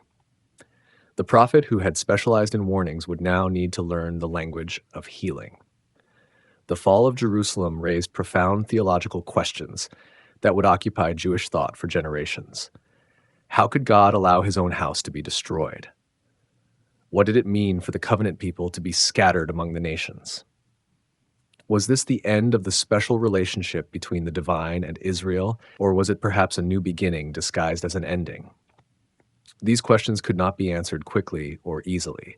They would require years of reflection, prayer, and careful listening to understand how divine purposes were being worked out through apparent disaster. The messenger's report was not just news, but a challenge to everything the exiles thought they knew about their faith and their future. The opening of Ezekiel's mouth carried symbolic significance beyond the mere restoration of speech. It represented the beginning of a new phase of divine revelation, one focused not on judgment but on restoration.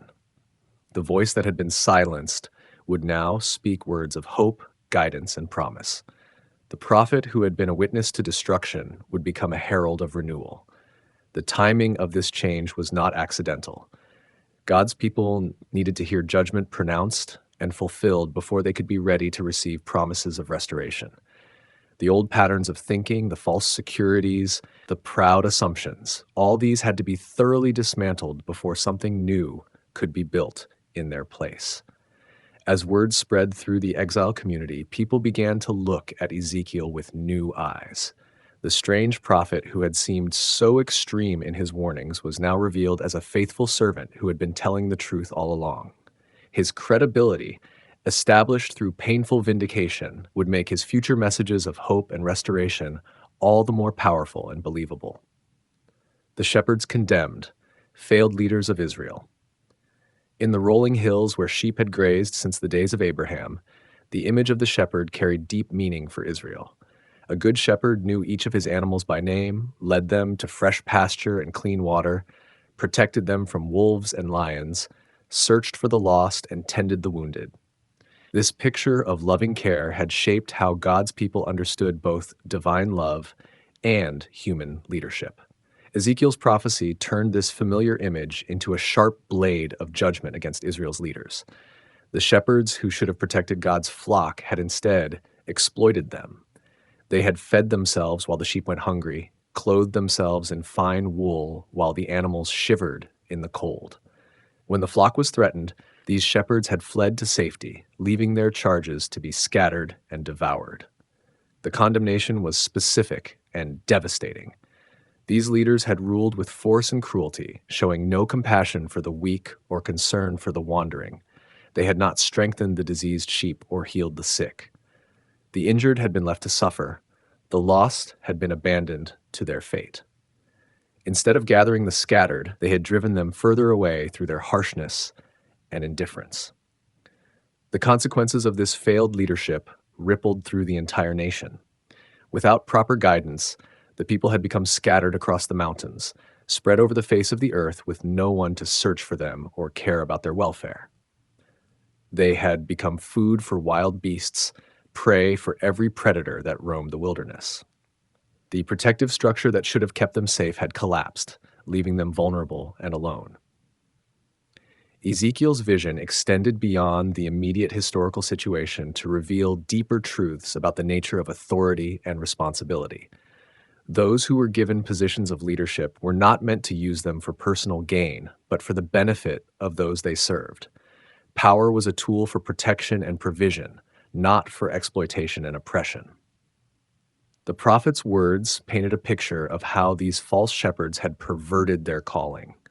They had taken the strongest and fattest sheep for themselves, leaving the weak and sick to fend for themselves. They had built their own prosperity on the suffering of those they were supposed to protect. The very gifts that made them capable leaders had been turned into instruments of selfishness and cruelty. The religious leaders came under particular scrutiny. They had been entrusted with the sacred responsibility of teaching God's ways and maintaining the spiritual health of the nation. Instead, they had led the people into idolatry and false worship. They had proclaimed peace when there was no peace, had spoken smooth words when sharp correction was needed. Their failure was not just political, but spiritual, affecting the very soul of the nation. The political rulers received equally harsh condemnation. They had been appointed to establish justice and maintain order, to protect the weak and defend the innocent. Instead, they had perverted justice for personal gain, had oppressed the poor and favored the rich. Their courts had become places of corruption rather than righteousness. Their policies had benefited themselves rather than the people they served. The economic leaders had also failed in their responsibilities. They had been given opportunities to create prosperity and distribute resources fairly.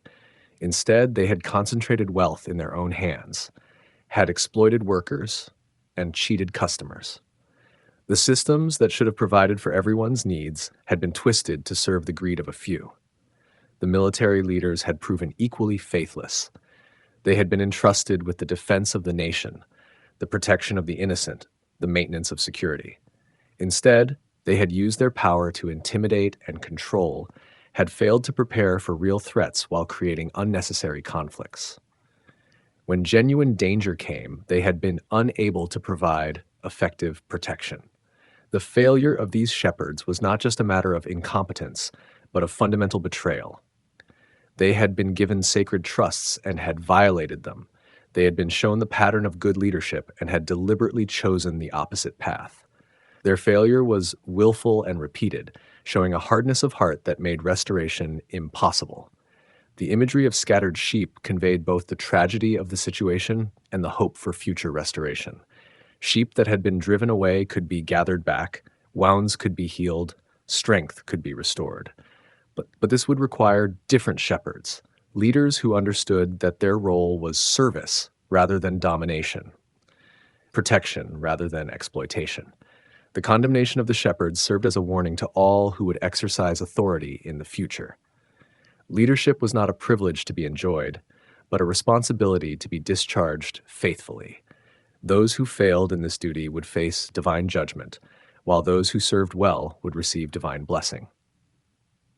The standard was clear. The welfare of the flock must always come before the comfort of the shepherd. The promise of a new shepherd, the coming Davidic king. In the aftermath of judgment upon the failed shepherds, hope emerged like dawn breaking over distant mountains. The same voice that had pronounced condemnation now spoke promises of restoration.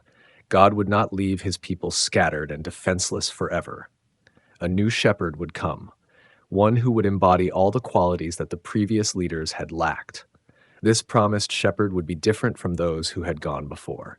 He would not exploit the flock for personal gain, but would lay down his life for their welfare. He would not drive the sheep away through harshness, but would gather them gently, carrying the weak and guiding the strong. His leadership would be marked by justice and compassion, strength and tenderness, wisdom and humility. The prophecy reached back to Israel's golden age, to the time when David had ruled with integrity and skill.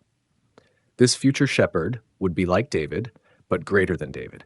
He would possess the warrior king's courage and the poet's sensitivity, the ruler's authority and the musician's heart. Through him, the scattered tribes would be reunited, the broken covenant would be renewed, and the glory of Israel would be restored. The image of David carried profound significance for the exiled people. He had been the ideal king, the standard by which all others were measured. His reign had been marked by military victories, economic prosperity, and spiritual renewal.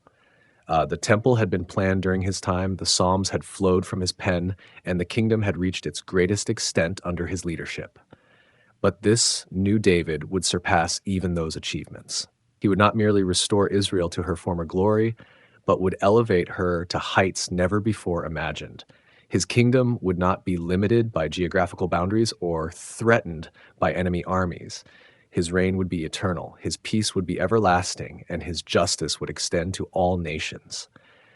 The promise spoke of a fundamental transformation in the nature of leadership itself.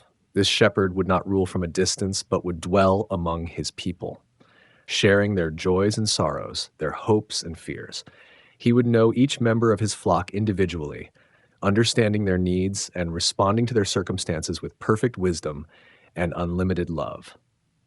The prophecy also promised healing for the deep wounds that had been inflicted by the false shepherds. The sick would be made strong, the injured would be restored to health, the lost would be found and brought home. The scattered flock would be gathered from every corner of the earth, and the unity that had been broken would be permanently restored. This new shepherd would establish a covenant of peace that would transform not just human relationships, but the very nature of existence itself.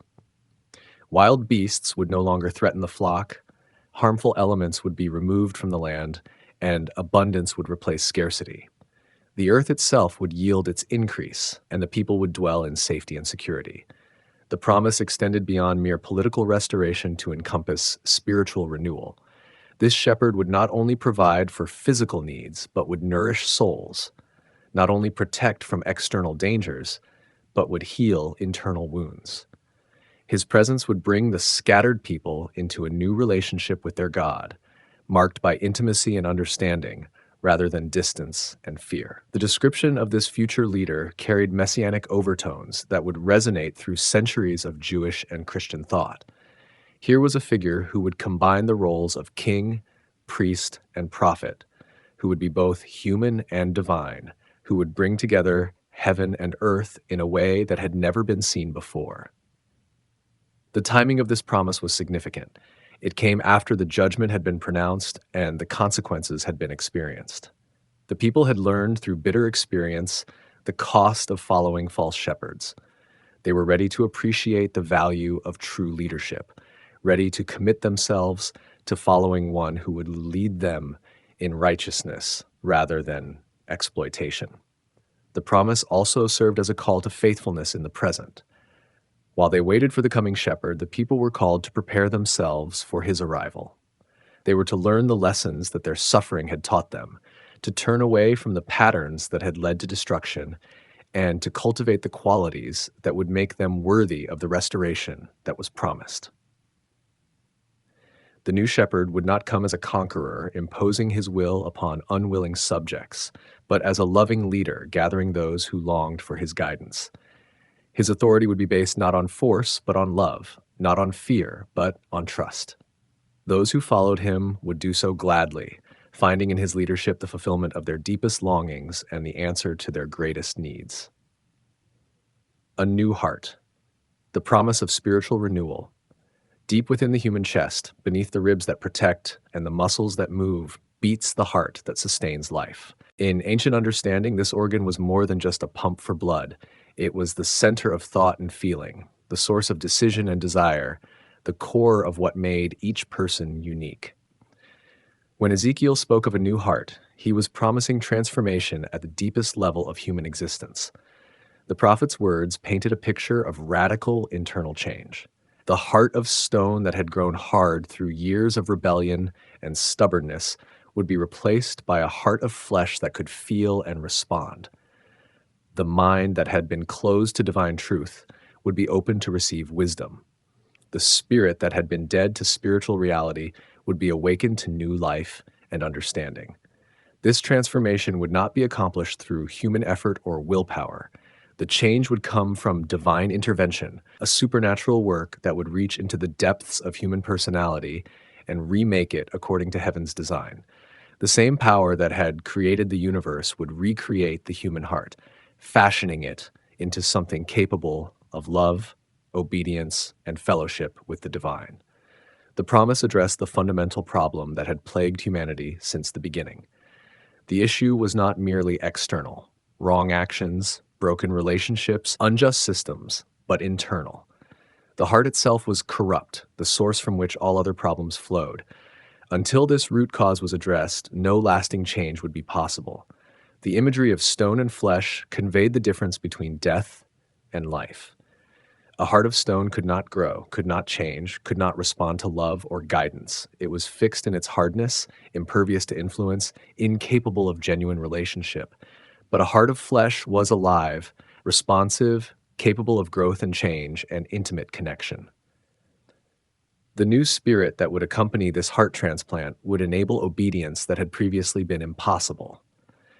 The law that had been written on tablets of stone would now be inscribed on tablets of flesh.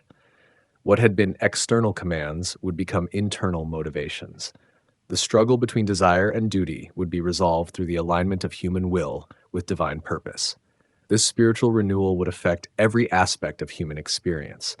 Relationships would be transformed as hearts learned to love genuinely rather than selfishly. Work would become meaningful as people discovered their true purpose and calling. Worship would become natural and joyful rather than burdensome and ritualistic. The artificial separation between sacred and secular would dissolve as all of life became an expression of devotion. The promise also spoke of a new intimacy between God and humanity. The distance that had characterized the old relationship would be replaced by closeness and understanding. People would know their Creator personally rather than just hearing about Him from others. The voice that had seemed distant and unclear would become familiar and distinct. This transformation would be comprehensive, affecting not just individuals, but entire communities. Families would be healed, neighbors would be reconciled, and nations would learn to live in peace. The social structures that had been corrupted by human selfishness would be renewed according to divine principles of justice and mercy. The prophet's vision extended beyond the immediate restoration of Israel to encompass all of humanity. The new heart would not be limited to one nation or one people, but would be available to all who were willing to receive it. The barriers that had divided humanity would be broken down, and a new unity would emerge based on shared spiritual life rather than ethnic or cultural similarity. The timing of this promise was crucial. It came after the people had experienced the consequences of their hardness of heart. They had learned through bitter experience that their own efforts at reform were insufficient. They were ready to acknowledge their need for divine intervention and to welcome the radical change that was being offered. The promise also carried implications for how the renewed people would relate to their environment. The new heart would bring a new understanding of responsibility and stewardship. The earth would no longer be seen as something to be exploited, but as a gift to be cared for. The creatures that shared the planet would be treated with respect and kindness. This spiritual renewal would also transform the understanding of time and eternity. The new heart would have perspective beyond the immediate, would make decisions based on lasting values rather than temporary desires. The fear of death would be replaced by confidence in eternal life, and the anxiety about the future would give way to trust in divine providence. The promise of a new heart represented hope for those who had given up on themselves. People who had tried repeatedly to change and had failed repeatedly would discover that transformation was possible when it came from the right source. The same divine power that had created the world would be available to recreate human nature itself. The Valley of Dry Bones, Life from Death. In the depths of a vision more vivid than any dream, Ezekiel found himself standing in a valley where the sun cast long shadows across a landscape of despair. Scattered across the ground as far as the eye could see lay bones, not the remains of a single battle, but the accumulated evidence of countless defeats. These were not fresh casualties, but ancient remains, bleached white by years of exposure, dried by wind and weather, until they seemed more like stones than remnants of living beings. The Spirit of the Lord set the prophet down in the midst of this desolation and caused him to walk among the bones. Each step revealed new evidence of the magnitude of the catastrophe that had occurred here. Ribs lay separated from spines, skulls rested far from the limbs that had once carried them. The bones were not just numerous but very dry, suggesting death that had occurred long ago and hope that had been abandoned for generations. The question came with divine authority. Son of man, can these bones live? The impossibility of the situation was obvious to any observer. Death had done its work completely here. No breath remained, no spark of life lingered, no possibility of revival existed within the natural order. Yet the question itself suggested that natural limitations might not be the final word on this matter. Ezekiel's response revealed both wisdom and humility. O Lord God, you know. He did not claim to understand the mysteries of life and death, did not pretend to see beyond the evidence of his senses. But neither did he limit divine power by his own understanding. He placed the question back into the hands of the one who had asked it, acknowledging that some answers belonged to realms beyond human comprehension. The command that followed was both simple and impossible. Prophesy to these bones. The prophet was told to speak words of life to remnants of death, to address an audience that had no ears to hear. This was prophecy in its most fundamental form, speaking divine truth into situations where human wisdom saw no possibility for change. As Ezekiel began to speak, the impossible began to occur. The word of God carried power that exceeded the apparent hopelessness of the situation. The bones began to move, not randomly, but with purpose and direction. Each piece sought its proper place, ribs connecting to spines, joints finding their partners, the scattered remains organizing themselves into complete skeletons. The sound that accompanied this reassembly was both wonderful and terrifying.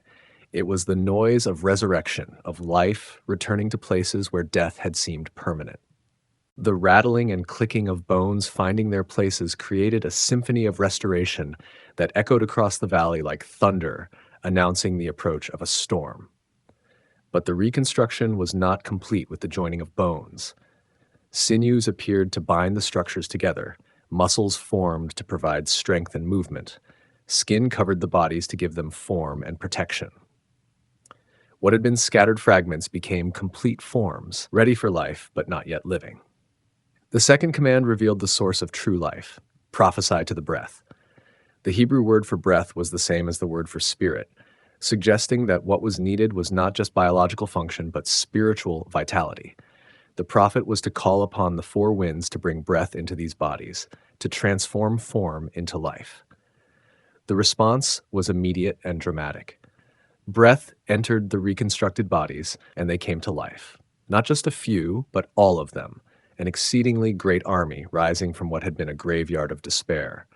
The transformation was complete, the restoration was total, and the impossibility had become reality through divine intervention.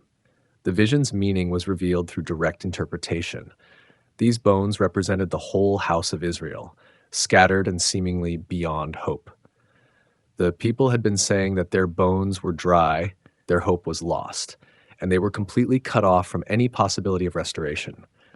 They had accepted death as their final condition and despair as their appropriate response. But the vision proclaimed a different reality. The God who could bring life to dry bones could also restore life to a dead nation. The same power that had created humanity from dust could recreate them from the scattered fragments of their former existence. Death was not the end of the story, but merely a chapter in a larger narrative of divine purposes. The promise extended beyond mere restoration to transformation. The people who would be raised from their graves would not simply return to their former condition, but would be given new life, new strength, new purpose. They would become an army, organized and powerful, ready to accomplish divine objectives in the world. The vision also revealed the process of restoration. It would not happen instantly, but in stages. First, the gathering of scattered elements, then the binding together of what belonged together, then the covering and protection of what had been exposed, and finally, the breathing of life into what had been prepared. Each stage was necessary, each had its own purpose, and none could be skipped or rushed. The role of prophetic proclamation in this process was crucial. The word of God spoken through human lips became the instrument of divine power. The prophet's voice carried authority that exceeded human understanding, creating realities that surpassed natural possibilities. This was the power of faithful proclamation, not just describing what was, but calling forth what could be through divine intervention. The two sticks, north and south, reunited. In Ezekiel's hands, two ordinary pieces of wood became symbols of extraordinary hope. The prophet took these simple objects and transformed them into a prophetic sign that would speak across centuries of division and conflict. One stick bore the name of Judah, representing the southern kingdom that had maintained the Davidic line and the temple worship. The other carried the name of Joseph, representing the northern kingdom that had been taken into exile by Assyria more than a century before. The act of writing these names was itself significant. Each stick became a scroll, a record of identity and inheritance. The name of Judah recalled the tribe that had produced kings and had been promised that the scepter would not depart from it. The name of Joseph remembered the favored son who had been given a double portion, whose descendants had become the leading tribes of the northern kingdom. These sticks represented more than political divisions. They embodied the deep wounds in the heart of Israel. The kingdom that had been united under David and Solomon had been torn apart by pride, jealousy, and conflicting ambitions. Brother had fought against brother, temple worship had been replaced by golden calves, and the people who shared a common heritage had become bitter enemies. The northern kingdom had disappeared into the mists of history, its people scattered among the nations and seemingly lost forever. The southern kingdom had maintained its identity longer, but had ultimately suffered the same fate. The unity that had once made Israel strong had been shattered, and the pieces lay scattered across the ancient world like fragments of a broken vessel. But in Ezekiel's vision, these fragments would be gathered and joined together again. The prophet was commanded to take the two sticks and hold them in his hand as one. The symbolism was clear. What had been divided would be united, what had been separated would be joined, what had been broken would be healed. The miraculous joining of the sticks would be visible to all who watched. They would see the prophet holding two separate pieces of wood, each bearing its own name and representing its own history. But then, in a moment that would demonstrate divine power, the sticks would become one in his hand. The division would disappear, the separation would end, and unity would replace fragmentation. The response of the people was predictable. They would ask what this sign meant, what message was being conveyed through this simple but powerful demonstration. The question would give the prophet opportunity to explain the deeper significance of what they had witnessed, not just the joining of two pieces of wood, but the reuniting of two peoples. The explanation would reveal the scope of divine purpose. The God who had allowed division would also create unity. The scattered tribes would be gathered from among the nations where they had been dispersed. The northern kingdom that had been lost would be found. The southern kingdom that had been broken would be restored, and together they would become one nation again. This unity would not be merely political, but spiritual. The people would be cleansed from their idolatries, freed from their rebellions, and restored to proper relationship with their God. The divisions that had driven them apart would be healed, the conflicts that had consumed their energies would be resolved, and the harmony that had been lost would be recovered. The reunited nation would have one king, one shepherd to lead them. The promise harked back to the golden age of David, when the kingdom had been united and strong. But this future king would be greater than David, possessing not just political authority, but spiritual power. Under his leadership, the people would walk in divine statutes and observe divine judgments. The vision extended beyond reunion to renewal. The land that had been divided would be restored to its former fertility. The people who had been scattered would return to their inheritance. The covenant that had been broken would be renewed on a firmer foundation. The relationship between God and his people would be established forever, never again to be disrupted by unfaithfulness or rebellion. The promise also spoke of a new sanctuary that would be established among the people. This would not be just a building, but a symbol of divine presence, a guarantee that God would dwell with his people permanently. The glory that had departed from the temple would return, and the divine presence would never again be withdrawn. The impact of this vision on the exiled people was profound. They had grown up hearing stories of the great kingdom that had once existed, of the unity and strength that had made their ancestors powerful. But that seemed like ancient history, a golden age that could never be recovered. The prophecy of the two sticks announced that what seemed impossible was actually inevitable. The sign also carried implications for understanding divine purposes in history. The divisions that had seemed so permanent, the conflicts that had appeared so irreconcilable, the wounds that had looked so deep, all these were temporary problems that would be resolved through divine intervention. What human wisdom could not accomplish, what political skill could not achieve, what military power could not enforce, would be brought about through the mysterious working of divine will. The two sticks became a symbol of hope for all who had experienced division and conflict. They spoke to families torn apart by disagreement, to communities divided by prejudice, to nations separated by ancient grudges. The message was clear. What had been broken could be healed. What had been divided could be united. What had been lost could be found again. The invasion of Gog and Magog, the final battle. From the far reaches of the north, beyond the borders of the known world, would come a force unlike any that had been seen before. Ezekiel's vision pierced through the veil of time to reveal a final confrontation between the forces of darkness and the restored people of God. This was not just another political conflict or territorial dispute, but a cosmic battle that would determine the fate of the world. The enemy was led by a figure called Gog, prince of Rosh, Meshech, and Tubal, from the land of Magog. These names carried ominous significance, representing powers that lay beyond the civilized world, forces that embodied chaos and destruction. Gog was not merely a human ruler, but a symbol of all that opposed divine order and purpose. The description of this invasion force was both specific and mysterious. It would be a great company, a mighty army drawn from many nations. Persia, Ethiopia, and Libya would march under Gog's banner, along with Gomer and Togarmah from the far north. This was not a regional conflict, but a global coalition united in opposition to God's people. The imagery suggested overwhelming power and seemingly unstoppable momentum. The army would be like a cloud covering the land, like a storm sweeping down from the mountains. Their weapons would glitter in the sunlight. Their horses would thunder across the earth, and their war cries would echo from horizon to horizon. The very ground would tremble under their feet as they advanced. The timing of this invasion was significant. It would come when Israel was dwelling securely in their land, when the walls had been rebuilt and the cities had been restored. The people would be living in peace, their swords turned to plowshares, their spears transformed into pruning hooks.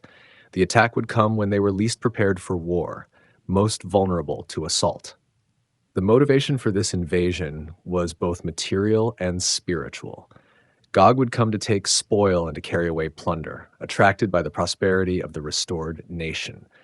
But beneath this surface motivation lay deeper forces. The ancient hatred of darkness for light, the eternal conflict between good and evil, the final attempt to prevent divine purposes from being fulfilled. The prophet's vision revealed the divine perspective on these events. What would appear to human observers as a military campaign was actually part of a larger plan. God would put hooks in Gog's jaws and turn him around, bringing him against the mountains of Israel. The invasion would serve divine purposes, even as it threatened divine people. The description of the army's advance was filled with vivid imagery. They would come like a whirlwind. Their approach would be like the rushing of mighty waters, and their presence would be like a plague of locusts covering the land. The very elements would seem to be against the defenders as this massive force swept southward. The geography of the conflict was carefully described. The battle would take place on the mountains of Israel, in the land that had been restored to its people. The valleys that had once echoed with the songs of harvest would ring with the clash of weapons. The hills that had been planted with vineyards would be trampled under the feet of armies. The reaction of the world to this invasion would be mixed. Some nations would protest, asking if Gog had come to take plunder and carry away spoil. But their protests would be weak and ineffective, more concerned with their own interests than with justice. The restored Israel would face this threat essentially alone, abandoned by those who might have helped. The scale of the invasion would be unprecedented. Never before had such a force been assembled. Never had such a threat been mounted against God's people. The armies of Babylon and Assyria would seem small by comparison. Even the mighty hosts of Egypt would pale beside this coalition of nations united in their opposition to divine purposes. The psychological impact of this invasion would be enormous. The people who had just begun to feel secure in their restored land would suddenly face the possibility of complete destruction. The promises of permanent peace and security would seem to be mocked by this overwhelming threat. Faith would be tested to its limits as human resources proved completely inadequate. The vision also revealed the spiritual dimensions of this conflict. This was not just a battle between human armies, but a confrontation between spiritual forces. The powers of darkness would make their final attempt to overthrow divine authority, to prevent the establishment of God's kingdom on earth, to prove that evil was stronger than good. The description of Gog's army included supernatural elements that suggested forces beyond the merely human. The weapons would be of types never before seen, the tactics would be of unprecedented sophistication, and the coordination would be of impossible complexity. This was an enemy that combined all the worst aspects of human warfare with powers that transcended natural limitations. The threat was not just to Israel, but to all of God's purposes in the world. If this invasion succeeded, it would not just mean the destruction of one nation, but the defeat of divine plans for human redemption. The stakes could not be higher, the consequences could not be more significant, and the outcome could not be more crucial for the future of the world. God's overwhelming victory, Gog destroyed. In the moment when human hope seemed most fragile, When the forces of darkness appeared unstoppable, when the very foundations of divine promise seemed about to crumble, the true power behind all history would finally be revealed. The invasion of Gog would become the stage for the most dramatic demonstration of divine authority ever witnessed, a display of power that would settle forever the question of who truly rules the world. The divine response would begin with phenomena that transcended natural explanation. The earth itself would shake with a great trembling, as if the very foundations of creation were responding to the presence of ultimate evil. Mountains would be thrown down, cliffs would crumble, and walls would fall to the ground. The stable landmarks that had provided security for generations would prove as fragile as sand castles before the tide. But this was only the beginning. The God who had created the elements would turn them into weapons of unprecedented power. Torrential rain would fall from skies that had been clear moments before, flooding valleys and turning roads into rivers.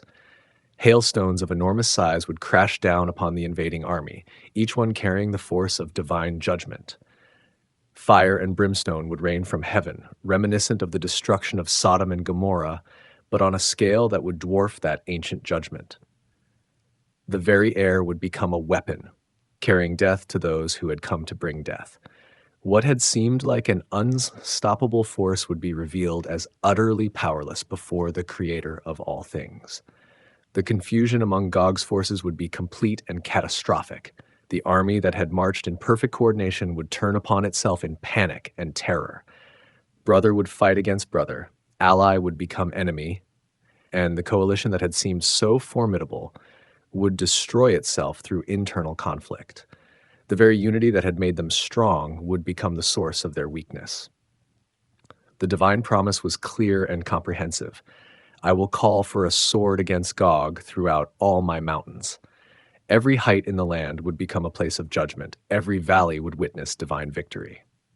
The mountains that had been threatened would become the platforms from which divine power would be displayed. The magnitude of this victory would be beyond human comprehension. The army that had seemed like a cloud covering the land would be reduced to scattered remnants. The weapons that had glittered so menacingly in the sunlight would be broken and burned. The horses that had thundered across the earth would lie still, their riders thrown down in defeat. The aftermath would provide lasting testimony to what had occurred. The bodies of the fallen would cover the mountains and fill the valleys, creating a scene of such complete devastation that it would be remembered for generations. The birds of the air and the beasts of the field would feast upon the remains, completing the cycle of judgment that had begun with divine wrath. The weapons of war that had been brought for destruction would be transformed into fuel for peace. The people of Israel would burn them for 7 years, using the instruments of war to warm their homes and cook their food. The irony would be complete. What had been intended to destroy would instead serve to nurture and sustain. The burial of the dead would take 7 months, requiring the efforts of the entire nation. Even then, the task would not be complete, and professional searchers would continue to find and bury remains for years afterward. The land would be cleansed slowly and thoroughly, every trace of the invasion removed until no evidence remained of the great threat that had once seemed so overwhelming. The place of burial would be given a special name, the Valley of Haman Gog, meaning the multitude of Gog. This would become a permanent reminder of divine power and faithfulness, a monument to the victory that had seemed impossible but had been accomplished through supernatural intervention. The impact of this victory would extend far beyond the borders of Israel. The nations that had watched the invasion with fear and trembling would witness the complete defeat of what had seemed like an unstoppable force. The demonstration of divine power would be so complete, so overwhelming, so undeniable that it would change the entire world's understanding of ultimate authority.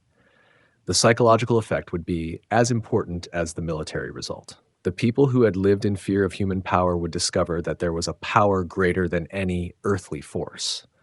The rulers who had believed in their own invincibility would learn that their strength was as nothing before the creator of the universe.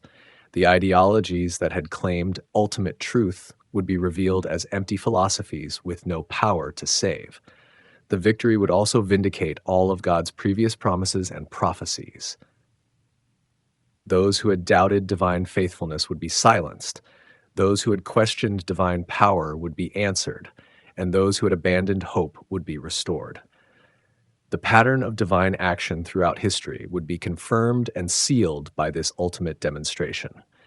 The theological implications would be profound and lasting.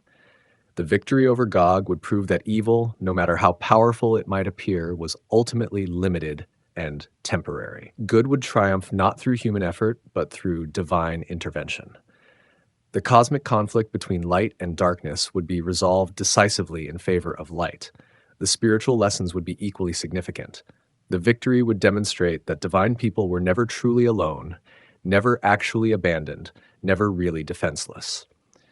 Even when human resources were exhausted and natural possibilities were eliminated, supernatural power remained available.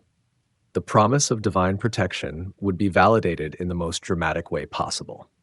The celebration that would follow this victory would be unlike anything the world had ever seen. The people who had been threatened with extinction would burst into songs of thanksgiving and praise. The mountains would ring with joy, the valleys would echo with laughter, and the very stones would seem to cry out in celebration of divine deliverance. This victory would mark a turning point in world history. The age of human arrogance and rebellion would be ended, and a new era of divine rule would begin. The kingdoms of this world would acknowledge the kingdom of heaven, and the authority of the Creator would be recognized by all creation. The aftermath of Gog's defeat, 7 years of burning. In the silence that followed the great victory, when the dust had settled and the echoes of battle had faded, the practical work of restoration began. The land that had been threatened with destruction now faced the enormous task of cleansing itself from the remnants of war. 7 years would pass before the last traces of the invasion would be removed. 7 years of patient labor that would transform the instruments of death into the tools of life. The first task was dealing with the weapons that lay scattered across the landscape. Swords and spears, shields and helmets, bows and arrows, all the implements of war that had been brought for conquest now served a different purpose. The people of Israel would gather these weapons not as trophies of victory, but as fuel for their daily needs. The irony was both practical and profound. The metal that had been forged to bring death would now provide warmth for homes. The wood that had been shaped into instruments of violence would now cook food for families.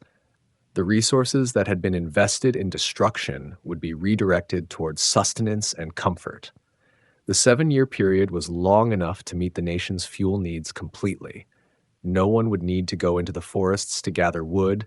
No one would need to cut down trees for burning. The abundance of weaponry would provide for every household, every hearth, every cooking fire. The invasion that had threatened to impoverish the land would instead contribute to its prosperity. The process of collection and distribution would become a community effort. Families would work together to gather the weapons, neighbors would help each other transport the heavy materials, and the entire nation would participate in the transformation of war materials into domestic resources.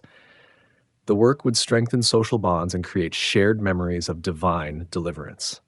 The burning itself would be a daily reminder of the great victory. Every meal cooked over a fire fed by enemy weapons would recall the moment when divine power had intervened. Every evening spent warming by a hearth fueled by invaders' arms would celebrate the triumph of good over evil. The ordinary acts of daily life would become occasions for remembrance and gratitude. The burial of the dead would be an equally massive undertaking. The valley of Hamon Gog would become a vast cemetery, a place where the remains of the great army would be laid to rest.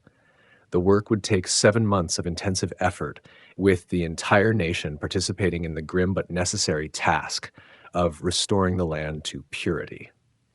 Professional searchers would continue the work long after the initial burial was complete. These specialists would comb the mountains and valleys, searching for any remains that might have been overlooked. When they found bones, they would set up markers so that the burial teams could complete their work. The process would continue until every trace of the invasion had been removed. The thoroughness of this cleansing would be remarkable. Not a single bone would be left unburied, not a single weapon would be left ungathered. The land would be restored to complete purity, cleansed from every reminder of the threat that had once seemed so overwhelming. Um, the victory would be followed by total purification. The psychological impact of this long process would be as important as its practical effects. The 7 years of burning would provide time for the trauma of the invasion to heal. The gradual transformation of weapons into fuel would help the people process their experience of divine deliverance. The daily acts of burning enemy weapons would reinforce their understanding of God's protection. The economic benefits would be substantial. The fuel that would otherwise have cost money and labor would be provided free of charge. The 7 years of freedom from gathering firewood would allow the people to focus their energies on other pursuits. The resources that would have been spent on fuel could be invested in rebuilding, in growth, in the expansion of prosperity. The environmental impact would also be significant. The forests that might have been cut down for fuel would be preserved. The trees that might have been harvested would continue to grow, providing beauty and habitat for wildlife. The natural resources of the land would be protected through the use of materials that had been intended for destruction. The social aspects of the cleansing would strengthen community bonds. The shared work of gathering weapons and burying the dead would create common experiences and mutual dependencies. The cooperation required for such a massive undertaking would foster unity and solidarity among the people. The spiritual lessons would be equally valuable. The long process of cleansing would teach patience and thoroughness. The transformation of weapons into fuel would demonstrate divine ability to bring good from evil. The complete purification of the land would illustrate the perfection of divine victory. The symbolic meaning would resonate through generations. The 7 years of burning would represent the complete transformation of threat into blessing. The weapons that had been brought to destroy would instead provide for daily needs. The materials of war would be converted into the substances of peace. The testimony to other nations would be powerful and enduring. Visitors to Israel would see the people cooking their food and warming their homes with the weapons of their former enemies. The practical evidence of divine victory would be visible in every household, tangible in every meal, experienced in every moment of comfort and warmth. The completion of the cleansing would mark the end of an era. When the last weapon had been burned and the last bone had been buried, the land would be ready for a new chapter in its history. The threat would be not just defeated, but completely erased, leaving room for the full flowering of divine blessing and promise. A New Temple Vision, Part 1, The Return of Glory. 25 years into the exile, on the 10th day of the first month, in the 14th year after Jerusalem's fall, Ezekiel felt the familiar weight of divine presence settling upon him.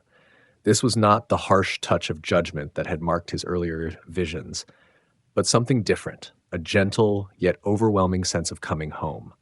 The hand of the Lord was upon him, but this time it carried him not to scenes of destruction, but to visions of restoration. The transport was instantaneous and complete. One moment he stood among the exiles by the rivers of Babylon. The next he found himself in the land of Israel, set upon a very high mountain. From this elevated vantage point, he could see something that made his heart leap with joy and wonder. The framework of a city rising from the southern horizon, its walls gleaming in the light of heaven. This was not the Jerusalem that had been destroyed, not the temple that had been burned and torn down. This was something new, something greater, something that embodied all the hopes and dreams that had sustained his people through their years of exile. The vision was so clear, so detailed, so perfect that it seemed more real than the physical world he had left behind. A figure appeared beside him, a man whose appearance was like bronze, holding a measuring line and a measuring rod in his hand. This was clearly no ordinary human being, but a divine messenger sent to guide the prophet through the wonders that were about to be revealed. The bronze-like appearance suggested strength and permanence, while the measuring tools indicated precision and careful planning. The messenger's first words established the purpose of the vision. "Son of man, look with your eyes and hear with your ears, and fix your mind on everything I show you. For you were brought here so that I might show it to you. Declare to the house of Israel everything you see. This was not merely a personal experience, but a message to be shared, a hope to be communicated, a promise to be proclaimed. The tour began at the outer walls of the temple complex. These were not the modest boundaries of Solomon's temple, but massive structures that spoke of divine grandeur and eternal security. The walls were perfectly proportioned, their height and thickness calculated to provide both beauty and protection. Every measurement was precise, every angle was perfect, every detail was crafted with divine skill. The gates were marvels of architecture and symbolism. Each entrance was a work of art, decorated with carved figures and precious materials. The threshold, the porch, the chambers, all were designed not just for function, but for beauty, not just for access, but for worship. These were gates worthy of the King of Kings, entrances appropriate for the presence of the Almighty. The courts expanded outward in concentric rectangles, each level representing a different degree of holiness. The outer court was for the people, the inner court for the priests, and the most sacred spaces for the divine presence itself. The progression from common to holy was marked by increasing beauty, more precious materials, and more elaborate craftsmanship. The chambers and rooms were numerous and varied, each designed for specific purposes in the worship and administration of the temple. Storage rooms for the offerings, lodging places for the priests, preparation areas for the sacrifices, every aspect of temple life had been considered and provided for. Nothing was left to chance, nothing was overlooked. The measurements were given in extraordinary detail, as if the prophet were being shown the architect's plans for a building that would actually be constructed. The precise dimensions, the exact proportions, the careful specifications, all suggested that this was not merely a symbolic vision, but a blueprint for future reality. The most remarkable feature was the gradual revelation of increasing holiness as the tour progressed. Each step deeper into the temple complex revealed greater beauty, more precious materials, more elaborate decoration. The progression was like climbing a mountain of worship, each level lifting the spirit higher toward the divine presence. The priests who would serve in this temple were described in careful detail. Their garments, their duties, their qualifications, all were specified with precision. These were not just religious functionaries, but representatives of a holy people, mediators between earth and heaven, servants of the Most High God. The sacrificial system was outlined with equal care. The altars, the procedures, the offerings, all were described as if they were already in operation. The blood of bulls and goats would flow again, the smoke of burnt offerings would rise again, and the prayers of the people would ascend again to the throne of grace. But the most important moment was still to come. As the tour reached its climax, as the prophet was shown the inner sanctum of the temple, the glory of the Lord began to return. This was the moment that made all the exile worthwhile, the sight that justified all the suffering, the vision that transformed all the pain into purpose. The glory came from the east, the same direction from which it had departed years before. But this return was different from the departure. Where the leaving had been slow and reluctant, marked by divine grief over human failure, the return was swift and joyous, marked by divine pleasure in restoration accomplished. The sound of the approaching glory was like the sound of many waters, like the voice of the Almighty, like the noise of a great army. It was the sound of heaven coming to earth, of the divine presence preparing to dwell among men again. The very air seemed to vibrate with anticipation as the moment of reunion approached. The earth itself responded to the approaching glory. The ground shook, the mountains trembled, and the very foundations of the temple seemed to rejoice in the return of their true inhabitant. Creation itself was celebrating the homecoming of its creator. When the glory finally entered the temple, filling it as water fills a vessel, the vision reached its climax. The house was filled with the glory of the Lord, and the prophet fell on his face in worship and wonder.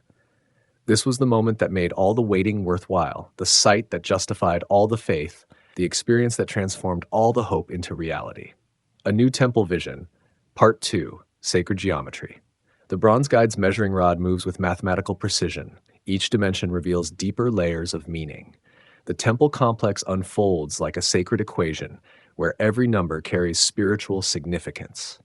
The geometry speaks in the language of heaven, translating divine order into earthly form. The outer court forms a perfect square, 500 cubits on each side.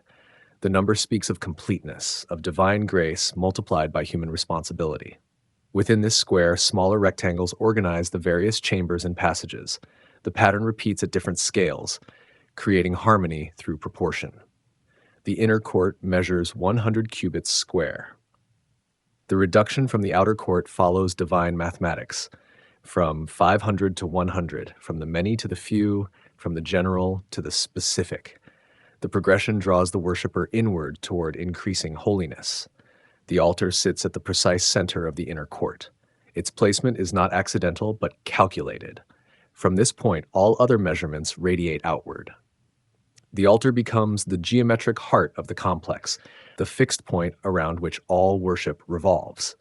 The temple building itself measures 60 cubits long and 20 cubits wide. The proportion of 3 to 1 appears throughout Scripture in contexts of divine action. The ark that saved Noah's family, the dimensions of Solomon's temple, the pattern repeats here with eternal significance. The height of the temple reaches 30 cubits. The number 30 appears at crucial moments in biblical history. The age when priests began their service, the pieces of silver that betrayed the Messiah, the years of Jesus' hidden life. The height connects this future temple to the larger story of redemption. The bronze guide explains the significance of each measurement. The threshold of the eastern gate measures 6 cubits. 6, the number of humanity, represents those who approach God's presence. Yet the gate itself measures 25 cubits, 5 times 5, grace upon grace for those who enter. The chambers that line the gates each measure 6 cubits by 6 cubits. The square shape represents perfection, completion, divine order imposed on human space. 6 chambers on each side create the number 12, speaking of the full congregation of Israel gathered for worship. The inner court's gates mirror the outer court's design, but with different proportions. The threshold measures 10 cubits, the number of divine completeness. The chambers measure 10 by 12, combining divine order with human organization. The progression from 6 to 10 to 12 tells the story of spiritual growth. The steps that lead to each gate follow careful calculation. 7 steps lead to the outer court, 8 to the inner court, 10 to the temple building. The ascending numbers represent the soul's journey toward divine presence. Each step requires greater dedication, deeper consecration. The bronze guide reveals the deeper meaning of these progressions. 7 represents completion in the natural order. 8 speaks of new beginnings, of resurrection life. 10 signifies divine perfection. The steps become a spiritual ladder, each level requiring greater commitment. The windows in the temple walls follow precise geometric patterns. They are arranged in groups of 3, representing the trinity of divine attributes. Their proportions create golden rectangles, shapes that appear throughout nature when divine order manifests in creation. The pillars that support the temple roof stand at carefully calculated intervals. Their spacing creates acoustic properties that enhance the human voice in song and prayer. The geometry serves not only beauty but function, making the temple a perfect instrument for worship. The bronze guide measures the thickness of the walls with special attention. The outer walls measure 6 cubits thick, providing strength without heaviness. The inner walls measure 4 cubits, reducing the mass as the spaces become more sacred. The progression from thick to thin represents the soul's movement from earthly to heavenly concerns. The decorative elements follow geometric principles as well. The cherubim carved on the walls stand in perfect symmetry. The palm trees that alternate with them create rhythmic patterns that draw the eye upward. The spacing between decorative elements follows mathematical ratios that create visual harmony. The bronze guide explains how these patterns reflect divine nature. God creates through number and proportion. The universe itself follows mathematical laws that reflect the divine mind. The temple becomes a microcosm of creation, embodying the same principles that govern stars and seasons. The water system of the temple complex demonstrates practical geometry. Channels cut into the stone floors carry away the blood from sacrifices. The gradual slope ensures proper drainage while maintaining the sacred character of the space. Engineering serves worship without compromising beauty. The bronze guide reveals the deeper mystery of the temple's orientation. The building faces east, toward the rising sun, toward the land of Israel's origins. The alignment connects the temple to cosmic rhythms, to the daily cycle of light and darkness that governs human life. The courtyards create acoustic spaces that amplify sound naturally. The proportions of the enclosures enhance the human voice without echo or distortion. Thousands can gather for worship and hear clearly. The geometry serves the practical needs of congregational worship. The bronze guide points out how the measurements relate to the human body. The cubit derives from the length of the forearm. The temple is built to human scale, yet elevated beyond human limitation. The building embraces humanity while lifting it toward divinity. The distances between elements create processional routes that guide movement through the complex. The geometry channels the flow of worshippers, preventing confusion while maintaining dignity. The temple teaches proper approach to the divine through its very layout. The bronze guide demonstrates how the temple's proportions appear in miniature throughout the complex. The same ratios that govern the whole building appear in individual chambers. The pattern repeats at every scale, creating unity through variation. The foundation of the temple follows geometric principles that ensure stability. The stones are cut to precise angles that distribute weight evenly. The geometry serves structural integrity while maintaining aesthetic harmony. Beauty and strength unite in divine proportion. The bronze guide explains how the temple's geometry connects to celestial movements. The proportions mirror the relationships between planets and stars. The building becomes an earthly reflection of heavenly order, a place where cosmic harmony finds architectural expression. The measuring process reveals the temple as a teaching tool. Each dimension carries theological significance. The proportions educate the worshiper about divine nature.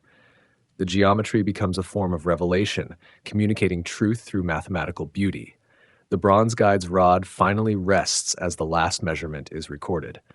The temple complex stands complete in vision, every dimension calculated, every proportion perfect. The sacred geometry creates a space worthy of divine habitation, a place where heaven and earth meet in mathematical harmony. A New Temple Vision, Part 3, Holy Worship Restored. The bronze guide sets aside his measuring rod. The architectural survey is complete, but the temple's true purpose lies not in its measurements, but in its ministry. The building exists to house worship, to provide a place where heaven and earth intersect in sacred service. The guide leads Ezekiel to observe the restoration of priesthood. Men approach the temple wearing linen garments that gleam white in the morning light. These are not the compromised priests of the fallen temple, but a purified order, cleansed for service in the new sanctuary. The priests move with practiced grace through their duties. They kindle the fire on the altar with reverent care. The flames leap upward, carrying the sweet fragrance of burning offerings toward heaven. The smoke rises straight up in the still air, unhindered by wind or weather. The guide explains the new regulations for priestly service. Only the sons of Zadok may approach the altar. These families remained faithful when others fell into corruption. Their loyalty during the dark years earned them the privilege of service in the restored temple. The priestly garments follow ancient patterns but with new significance. Linen tunics, linen undergarments, linen turbans. No wool touches their bodies while they serve. The fabric speaks of purity, of plant life, rather than animal death. The priests become living symbols of resurrection. The guide points out the care with which the priests prepare for service. They wash their hands and feet before entering the inner court. They change their garments when moving between sacred and common areas. Every detail reflects the holiness of the space they serve. The daily offerings resume their ancient rhythm. Morning and evening, the priests present lambs on the altar. The regular sacrifice creates a heartbeat of worship that pulses through each day. The offerings speak of dependence, of gratitude, of the need for divine acceptance. The guide explains how the offerings differ from the former temple. The emphasis shifts from guilt to thanksgiving, from atonement to celebration. The sacrifices acknowledge past redemption rather than seek future forgiveness. The blood has already been shed. These offerings remember and honor that sacrifice. The priests begin their instruction of the people. They teach the difference between clean and unclean, sacred and common. Their words carry authority backed by divine appointment. The people listen with hunger for guidance, grateful for clear direction after years of confusion. The guide reveals the deeper purpose of this instruction. The priests do not simply enforce rules but reveal principles. They help the people understand how to live in the presence of the holy. Their teaching transforms external compliance into internal transformation. The Levites return to their supporting roles with gladness. They serve as guards and gatekeepers, maintaining order in the temple complex. Their service, though less central than the priests, carries equal dignity. Every role in the temple contributes to the whole. The guide explains the economic system that supports the temple service. The priests receive portions of the offerings as their inheritance. The land provides for their needs through the tithes and gifts of the people. The system ensures that those who serve the altar live from the altar. The festival calendar resumes its ancient cycle. Passover, Pentecost, Tabernacles. Each celebration brings the people together in communal worship.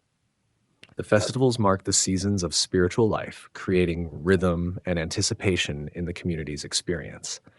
The guide points out how the festivals connect to the temple's geography. Different celebrations utilize different areas of the complex.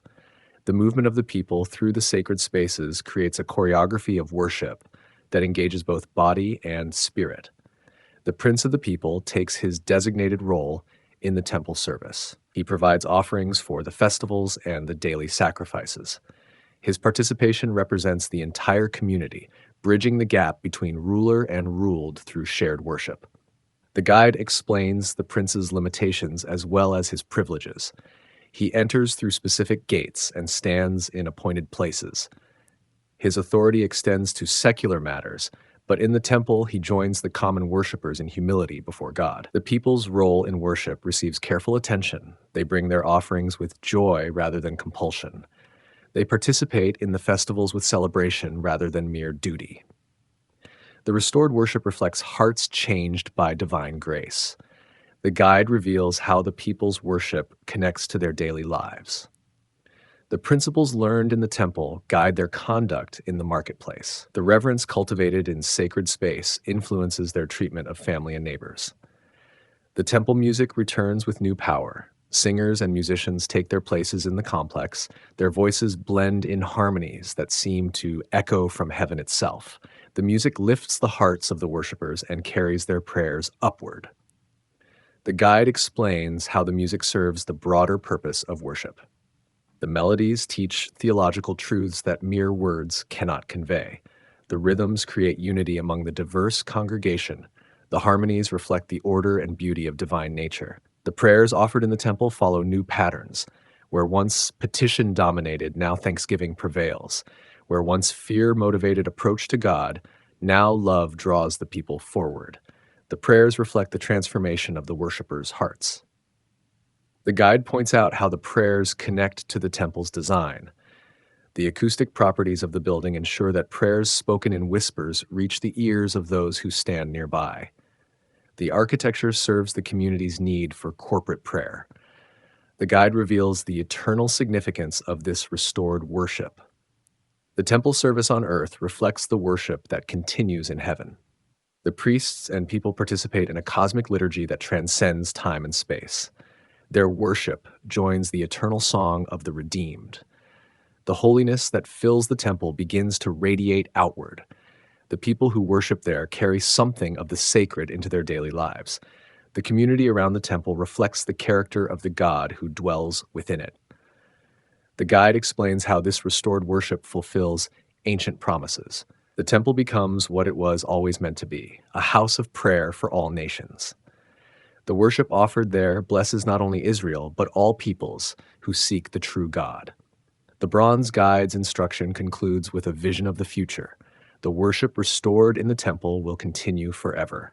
The service established there will never again be interrupted. The people who serve there will minister in the presence of God throughout eternity. A new land, the reapportioned inheritance. The bronze guide leads Ezekiel to a high place overlooking the transformed landscape. The land of Israel spreads before them, but this is not the familiar territory of ancient tribal boundaries. The old divisions have been erased, replaced by a new order that reflects divine justice rather than historical accident. The guide begins to trace the new boundaries with his rod. The land divides into parallel strips running east to west. Each strip represents the inheritance of one of the 12 tribes. The equal width of each portion speaks of fairness, of God's impartial love for all his people. The northern boundary starts at the Mediterranean Sea and extends to the eastern desert. Dan receives the first portion, the tribe that once wandered far from its original inheritance. The restoration gives them a place of honor, demonstrating that divine mercy reaches even the most wayward children. Asher receives the second strip, followed by Naphtali. These northern tribes, so often threatened by foreign invasion, now enjoy security behind the new boundaries. Their portions stretch from sea to desert, giving them access to both maritime commerce and pastoral lands. The guide explains the significance of the east-west orientation. The old tribal boundaries followed geographical features, creating irregular shapes that sometimes disadvantaged certain tribes. The new arrangement ensures equal access to diverse resources, from coastal plains to mountain highlands to desert grazing lands. Manasseh claims the fourth portion reunited with its eastern half that once lived beyond the Jordan. The division that weakened this tribe in ancient times is healed. The restored unity speaks of God's desire to mend what history has broken. Ephraim follows in the fifth strip, the tribe that once dominated the northern kingdom.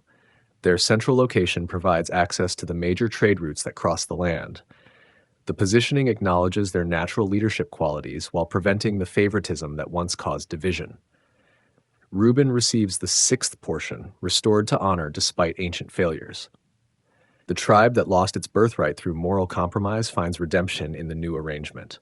Their placement speaks of second chances, of divine grace that overwrites human failure. The guide pauses at the seventh strip, the most significant division in the new land. This central portion belongs neither to any tribe nor to any individual. Instead, it forms the holy district, the sacred space that will house the temple, the city, and the priests. This holy district measures 25,000 cubits from north to south and extends the full width of the land from east to west. The enormous size reflects the importance of worship in the restored community. The sacred takes precedence over the secular in the new order. Within the holy district, precise divisions create order and purpose. The northern section belongs to the priests who serve in the temple. Their inheritance consists not of farmland, but of proximity to the sanctuary. They receive the greatest treasure, constant access to the divine presence. The Levites receive the section south of the priests. Their portion equals the priests in size, acknowledging their vital role in temple service. Though they cannot approach the altar, they participate fully in the sacred work of maintaining God's house. The city occupies the southern section of the holy district. This new Jerusalem measures much smaller than the old capital, but its significance far exceeds its size. The city exists to serve the temple, not to dominate it. The proper relationship between religious and civic authority is restored. The guide reveals the dimensions of the new city. It forms a perfect square, 4,500 cubits on each side. The geometric perfection speaks of divine order imposed on human habitation. The city becomes a reflection of heavenly harmony, a place where peace and justice dwell together. The prince receives land on both sides of the holy district. His portion extends from the Mediterranean Sea to the eastern border, giving him significant resources. Yet his inheritance is defined by its relationship to the sacred space. Even royal power serves the purposes of worship. The guide explains how this arrangement prevents the corruption that plagued the old monarchy. The prince cannot claim ownership of the temple or control over the priests. His wealth comes from his own lands, not from confiscating sacred property. The separation of powers protects both religious and civic integrity. South of the Holy District, the remaining tribes receive their portions. Judah claims the strip immediately adjacent to the sacred space. The tribe that gave its name to the people and provided the Davidic line receives the honor of proximity to the temple. Benjamin follows Judah, the small tribe that remained loyal to the house of David. Their faithfulness during the divided kingdom earns them a place of honor near the sacred center. The positioning rewards past loyalty while promising future blessing. Simeon receives the next portion, the tribe that once faced judgment for violence. Their inheritance in the new land speaks of restoration, of divine mercy that transforms character. The scattered tribe finds unity in their defined borders. Issachar claims the next strip, the tribe known for understanding the times. Their strategic position allows them to continue their role as advisors and interpreters. The land grant acknowledges their intellectual contributions to the community. Zebulun receives the next portion, the tribe associated with maritime trade. Their access to both sea and land routes enables them to continue their commercial activities. The inheritance builds on their natural strengths while providing new opportunities. The guide points out how each tribal portion reflects the character and calling of its people.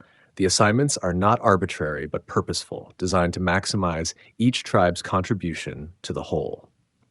The land division becomes a form of divine guidance for community organization.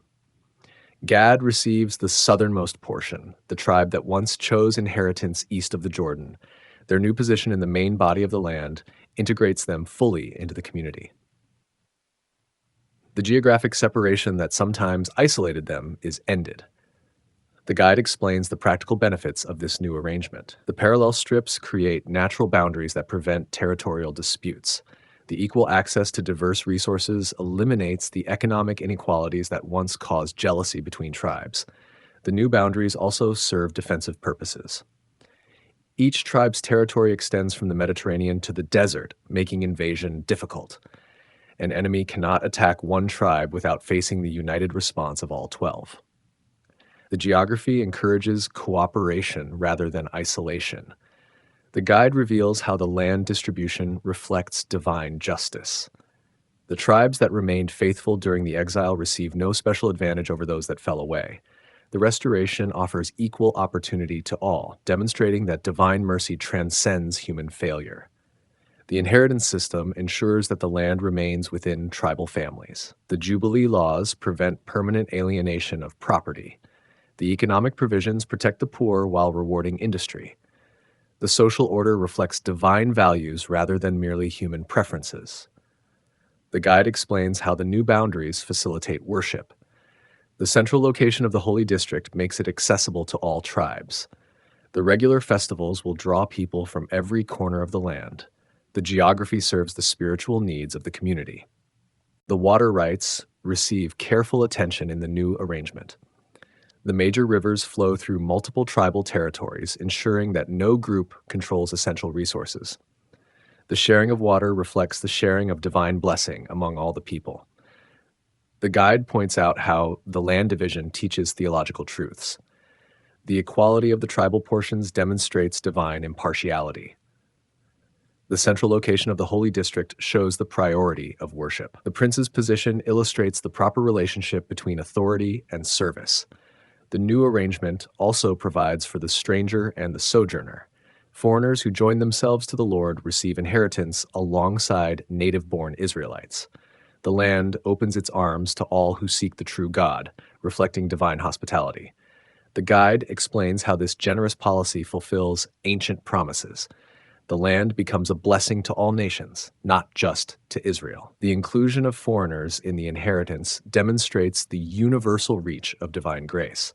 The boundaries of the new land extend beyond the traditional limits of Israel. The territory reaches from the entrance of Hamath in the north to the Brook of Egypt in the south. The expanded borders reflect the enlarged vision of the restored community. The guide reveals the eternal significance of this land division. The boundaries established here will endure forever. The inheritances assigned to each tribe will never again be lost. The people will dwell securely in their appointed places throughout all generations. The river from the temple, life flows out. The bronze guide leads Ezekiel back to the temple, but this time they approach from the south side. Something new catches the prophet's attention. Water trickles from beneath the threshold of the temple, flowing eastward toward the rising sun. The stream appears modest, barely enough to wet the feet of those who cross it. The guide steps into the shallow water, his measuring rod in hand. He walks eastward for 1,000 cubits, then stops to measure the depth. The water reaches his ankles, a gentle current that speaks of hidden sources. The stream has grown deeper, though no tributaries have joined it. They continue eastward another 1,000 cubits. The guide measures again, and now the water reaches his knees. The increase seems impossible by natural laws. The stream draws its power from supernatural springs, from the very presence of God that fills the temple behind them. Another 1,000 cubits brings them to water that reaches the waist. The current grows stronger, carrying the sound of distant thunder. The guide's movements become more careful as he navigates the deepening flow. The stream is becoming a river, fed by invisible sources. At the fourth measurement, the water has become too deep to cross. The stream has transformed into a mighty river, its far bank visible but unreachable. The guide sets aside his measuring rod, acknowledging that some things transcend human ability to measure. The river flows with divine life that cannot be contained. The guide explains the mystery of this water. It flows from the sanctuary where God dwells, carrying the very essence of divine life. Every drop contains healing power. Every ripple bears the potential for transformation. The river is not merely water, but liquid grace, flowing toward a world that thirsts for restoration. They follow the riverbank eastward, watching as the water carves a channel through the landscape. The current moves with purpose, seeking the lowest places, filling the empty spaces. The river demonstrates divine grace in action, reaching toward those who most need its touch. The path leads them through the wilderness that stretches between Jerusalem and the Dead Sea. This barren region has known little life, its soil too salty for cultivation, its climate too harsh for habitation. Yet the river flows through it without diminishing, bringing hope to the hopeless places. Fish appear in the water, swimming upstream against the current. Their presence seems impossible in this desert stream, yet they multiply as the guide and Ezekiel watch. The river creates its own ecosystem, supporting life where none existed before. The fish become living proof of the water's power. The guide points out the trees that begin to line the riverbank. They grow with supernatural speed, their roots reaching deep into the life-giving water. The species are unlike any found in the surrounding desert. They flourish in the river's presence, drawing sustenance from its flow. The leaves of these trees never wither, remaining green through all seasons. The guide explains their unique property. They provide food for the hungry and medicine for the sick. Each tree becomes a pharmacy and a restaurant, offering exactly what those who approach it need. The fruit of these trees ripens continuously, providing a harvest every month. The abundance speaks of divine generosity, of resources that never fail. The trees demonstrate how proximity to God's presence creates inexhaustible blessing. The river continues its journey toward the Dead Sea, that body of water so saturated with salt that nothing can live in it. The sea has stood as a symbol of death for countless generations, its waters too bitter for any creature to survive. Yet the river flows toward it without hesitation. At the sea's edge, the river enters the lifeless water. The guide watches as the transformation begins. The salt content diminishes where the river touches the sea. The bitter water becomes sweet. The hostile environment becomes hospitable. Life conquers death through the power of the flowing stream. Fish appear in the formerly dead water, their numbers multiplying rapidly. The guide counts species unknown in these regions, creatures that reflect the diversity of divine creation. The sea becomes a living ecosystem, teeming with activity where once only silence reigned. Fishermen appear along the shores, casting their nets into the now living water. Their catches exceed their expectations, the nets heavy with the abundance of new life.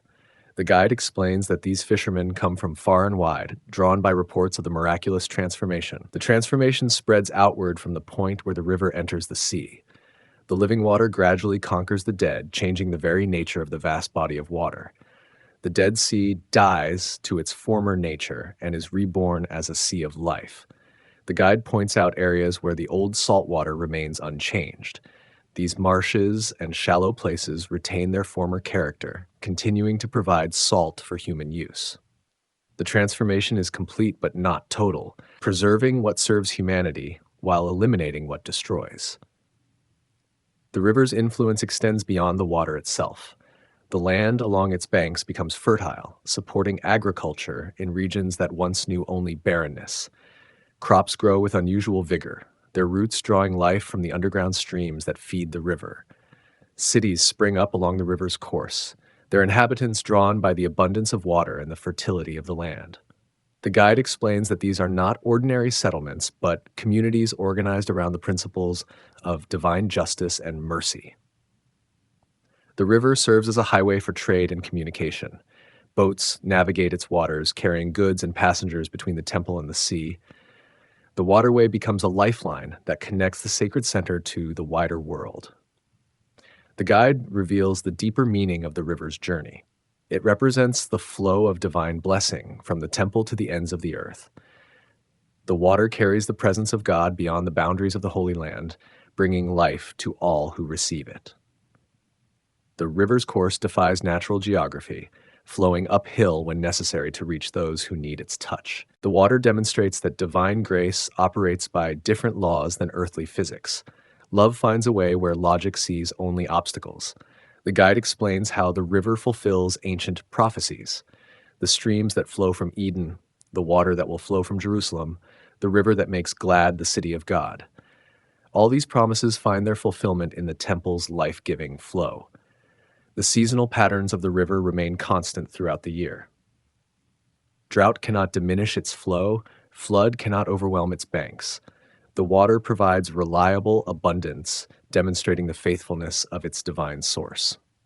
The guide points out how the river serves as a boundary between territories in the new land, yet it is a boundary that unites rather than divides, providing blessing to all who live along its banks. The water creates community rather than separation. The river's mouth at the sea becomes a place of pilgrimage. People journey from distant lands to see the transformation, to witness death conquered by life. The sight becomes a testimony to divine power that spreads throughout the known world. The guide explains that this river is not unique but represents the pattern of divine blessing. Wherever God's presence dwells, life flows outward to touch the surrounding world. The Temple River demonstrates principles that apply to every place where the divine and human meet. The gates of the city, a new name for Jerusalem. The bronze guide leads Ezekiel to the outskirts of the new city. The settlement that serves the temple spreads before them, its walls gleaming in the afternoon light. This is Jerusalem transformed, a city that bears the same name as the ancient capital but embodies entirely new principles. The city forms a perfect square, its geometry reflecting divine order. Each side measures exactly 4,500 cubits, creating a sense of balance and harmony. The proportions speak of careful planning, of architecture that serves both practical and spiritual purposes. 12 gates pierce the city walls, 3 on each side. The guide explains their significance. Each gate bears the name of one of the 12 tribes of Israel. The city welcomes all of God's people equally, with no tribe receiving preference or suffering exclusion. The eastern wall contains the gates of Joseph, Benjamin, and Dan. These tribes receive the honor of facing the temple, their gates opening toward the source of divine blessing. The positioning acknowledges their special relationship to the sacred center. The northern wall bears the gates of Reuben, Judah, and Levi. Reuben's gate speaks of restoration, Judah's of kingship, Levi's of priesthood. The 3 fundamental aspects of Israel's calling find representation in the city's northern approach. The southern wall contains the gates of Simeon, Issachar, and Zebulun. These tribes, once scattered or diminished, now receive equal honor with their brothers. The gates demonstrate that divine grace transforms past failures into present glory.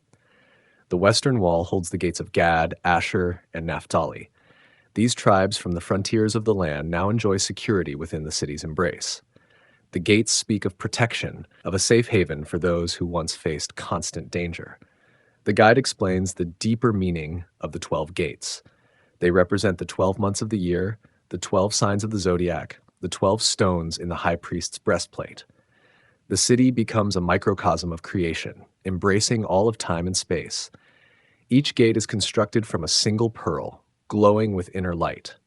The material speaks of beauty born from irritation, of precious things created through pressure and time. The gates remind all who enter that divine grace transforms suffering into glory. The walls themselves are built of jasper, clear as crystal. The stone allows light to pass through while maintaining strength. The transparency speaks of honesty, of a city with nothing to hide. The walls protect without concealing. The foundations of the walls rest on 12 precious stones, each one representing one of the 12 apostles. The New Testament church joins with the Old Testament tribes in supporting the city's structure. The foundation stones demonstrate the continuity of divine purpose through the ages. The guide points out the inscriptions above each gate. They contain not only tribal names, but also blessings and promises. Each entrance speaks words of welcome, of hope, of divine favor. The gates become preaching stations, proclaiming truth to all who pass through. The width of each gate allows for comfortable passage of large crowds. The openings are designed to accommodate the festivals when thousands will stream into the city. The architecture serves the practical needs of congregational worship. Guards stand at each gate, but their role is service rather than restriction. They help visitors find their way, answer questions about the city's customs, provide assistance to those in need. The guards embody the city's character of hospitality and grace. The guide explains the significance of the gate's perpetual opening. They never close day or night, summer or winter. The city offers constant access to all who seek its blessings. The open gates demonstrate divine availability, God's readiness to receive all who come. The streets of the city are paved with gold, transparent as glass. The precious metal speaks of the city's value, while its transparency reveals the absence of hidden corruption. The streets literally shine with divine glory, lighting the way for all who walk them. The guide reveals that the city contains no temple building. The entire settlement serves as a sanctuary, with every street and building dedicated to holy purposes. The distinction between sacred and secular disappears in the city's transformed atmosphere.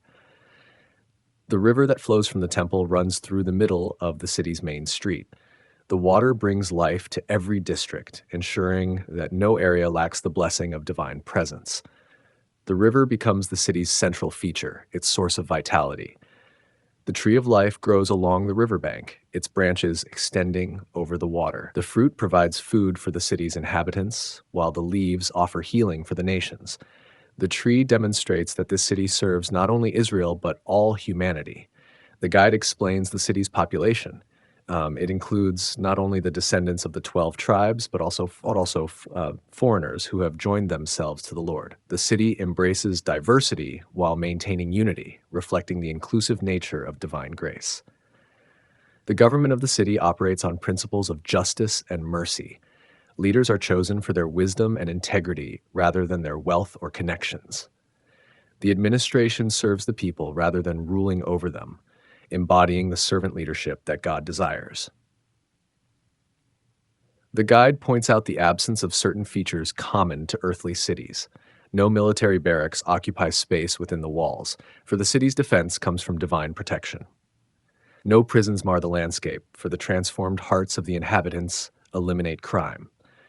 The economy of the city operates on principles of sharing and generosity. No one lacks necessities, while no one hoards luxuries. The abundance that flows from the Temple River ensures that all needs are met without strain or anxiety. The guide reveals the city's role as a center of learning. Schools and libraries line the streets, preserving the wisdom of the ages while exploring new truth. The city becomes a fountain of knowledge, sending teachers and scholars throughout the world. The artistic life of the city reflects its spiritual character. Musicians compose songs that lift the heart toward heaven. Craftsmen create objects that serve both beauty and function.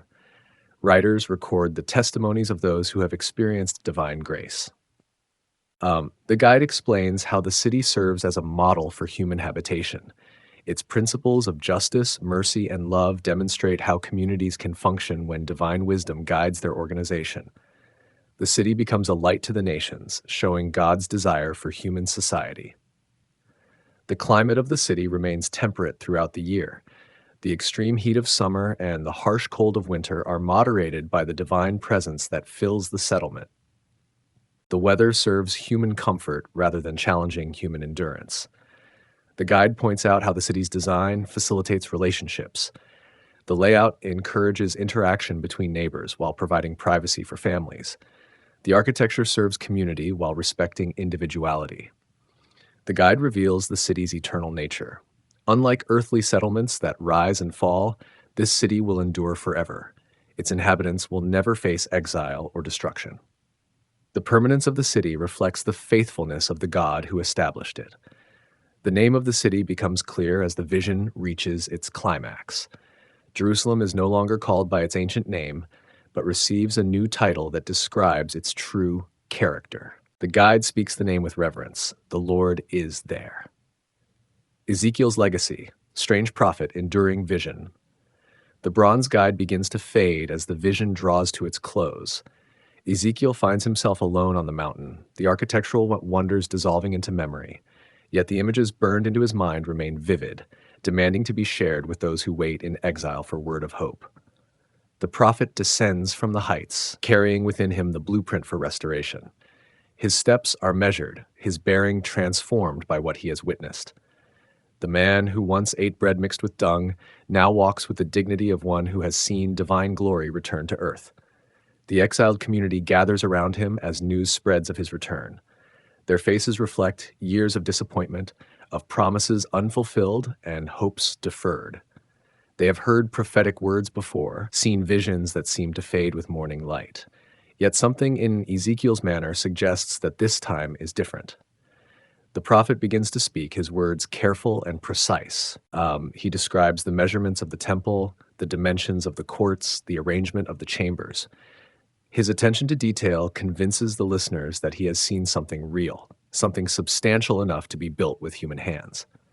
The architectural vision captures their imagination first. They are practical people, skilled in construction and craftsmanship. The temple plans give them something concrete to consider, blueprints that their minds can grasp and their hands could execute. The vision becomes tangible through its specifications. But Ezekiel moves beyond mere measurements to describe the river that flows from the temple. His words paint pictures of life conquering death, of water bringing fertility to barren places. The exiles lean forward, hungry for hope that transcends their current circumstances. The prophet tells of the new city with its 12 gates, each bearing a tribal name. The listeners hear their own identities affirmed, their own places secured in the divine plan. The city welcomes all of Israel's children, healing the divisions that have plagued the people for generations. Some among the exiles question the feasibility of Ezekiel's vision. They point to the political realities that make such restorations seem impossible. The Babylonian Empire shows no signs of releasing its captives. The Persian successors appear equally determined to maintain control. Where will the power come from to build such a temple? Ezekiel responds with patient explanation. The vision comes from God, not from human planning. The restoration will unfold according to divine timing, not political convenience. The prophet's task is to preserve the vision, to keep it alive in the hearts of the people until the moment of fulfillment arrives. The more thoughtful among the exiles begin to understand that Ezekiel's vision serves multiple purposes. It provides hope for eventual return, but it also offers principles for present living. The temple's holiness can be reflected in their current communities. The city's justice can guide their current relationships. The prophet's reputation spreads beyond the immediate exile community. Other nations hear of the Hebrew prophet who sees visions of restoration. Some dismiss him as a dreamer, but others recognize the power of his words. The vision begins to influence how people think about divine presence and human community. Ezekiel's strange prophetic methods suddenly make sense in light of his final vision. The street theater, the symbolic actions, the bizarre object lessons, all were preparing his audience for this moment. The prophet who acted out destruction now proclaims reconstruction with equal dramatic power. The influence of Ezekiel's vision extends far beyond his own lifetime. Later generations of Jews returning from exile carry his blueprints in their minds. The temple they build may not match his specifications exactly, but his vision guides their understanding of what sacred space should accomplish. The prophet's emphasis on divine holiness shapes Jewish thinking for centuries. The careful distinctions between clean and unclean, sacred and common, become central to Jewish identity. Ezekiel's vision provides the theological framework for a people learning to live in God's presence. The Christian church discovers in Ezekiel's vision previews of their own revelation: the river flowing from the temple, the city with 12 gates, the tree of life. These images find fulfillment in the New Testament's descriptions of eternal life. The prophet's vision bridges the gap between promise and fulfillment. The book of Revelation draws heavily on Ezekiel's imagery, adapting his visions for a new covenant community. The prophet's influence extends across the centuries, shaping how believers understand divine presence and human destiny. His strange visions become the foundation for Christian hope. Islamic tradition also recognizes Ezekiel's significance, honoring him as a prophet who received divine revelation. The universality of his appeal suggests that his vision touches something fundamental about human longing for divine presence and perfect community. Modern readers find in Ezekiel's vision principles that transcend religious boundaries: his emphasis on justice, his concern for the marginalized, his dream of a community where all have equal access to divine blessing. These themes resonate across cultures and centuries. The prophet's psychological insights prove remarkably enduring. His understanding of how trauma affects communities, how hope sustains people through crisis, how symbols communicate truths that mere words cannot convey. These observations remain relevant to contemporary experience. Ezekiel's strange personality becomes an asset rather than a liability. His willingness to appear foolish in service of divine truth demonstrates the cost of authentic prophecy. His example encourages others to speak difficult truths regardless of personal consequences. The prophet's emphasis on personal responsibility balances his communal vision. He insists that individuals must choose their own response to divine invitation. The restoration he envisions requires personal transformation, not just political change. The enduring power of Ezekiel's vision lies in its combination of specific detail and universal principle. The temple measurements anchor the vision in earthly reality, while the flowing river speaks to spiritual longings that transcend time and place. The prophet's legacy challenges every generation to consider what it means to live in God's presence. His vision of holiness demands personal transformation. His dream of justice requires social change. His hope for restoration calls for faithful persistence through difficulty. The name he gives to the restored city captures the essence of his entire ministry: the Lord is there. This simple phrase summarizes the goal of all religious striving, the end of all spiritual search. Where God is present, life flourishes. Where divine presence dwells, hope becomes reality. Ezekiel's strange life and enduring vision remind us that God's ways often confound human expectations. The prophet who seemed most unlikely to offer hope becomes the bearer of the most comprehensive vision of restoration. His legacy encourages us to look beyond present circumstances to divine possibilities. The prophet's final gift to his people is not just a vision of the future, but a way of seeing the present. Through his eyes, exile becomes preparation for return, suffering becomes the prelude to glory, and the strangest prophet becomes the bearer of the most beautiful hope.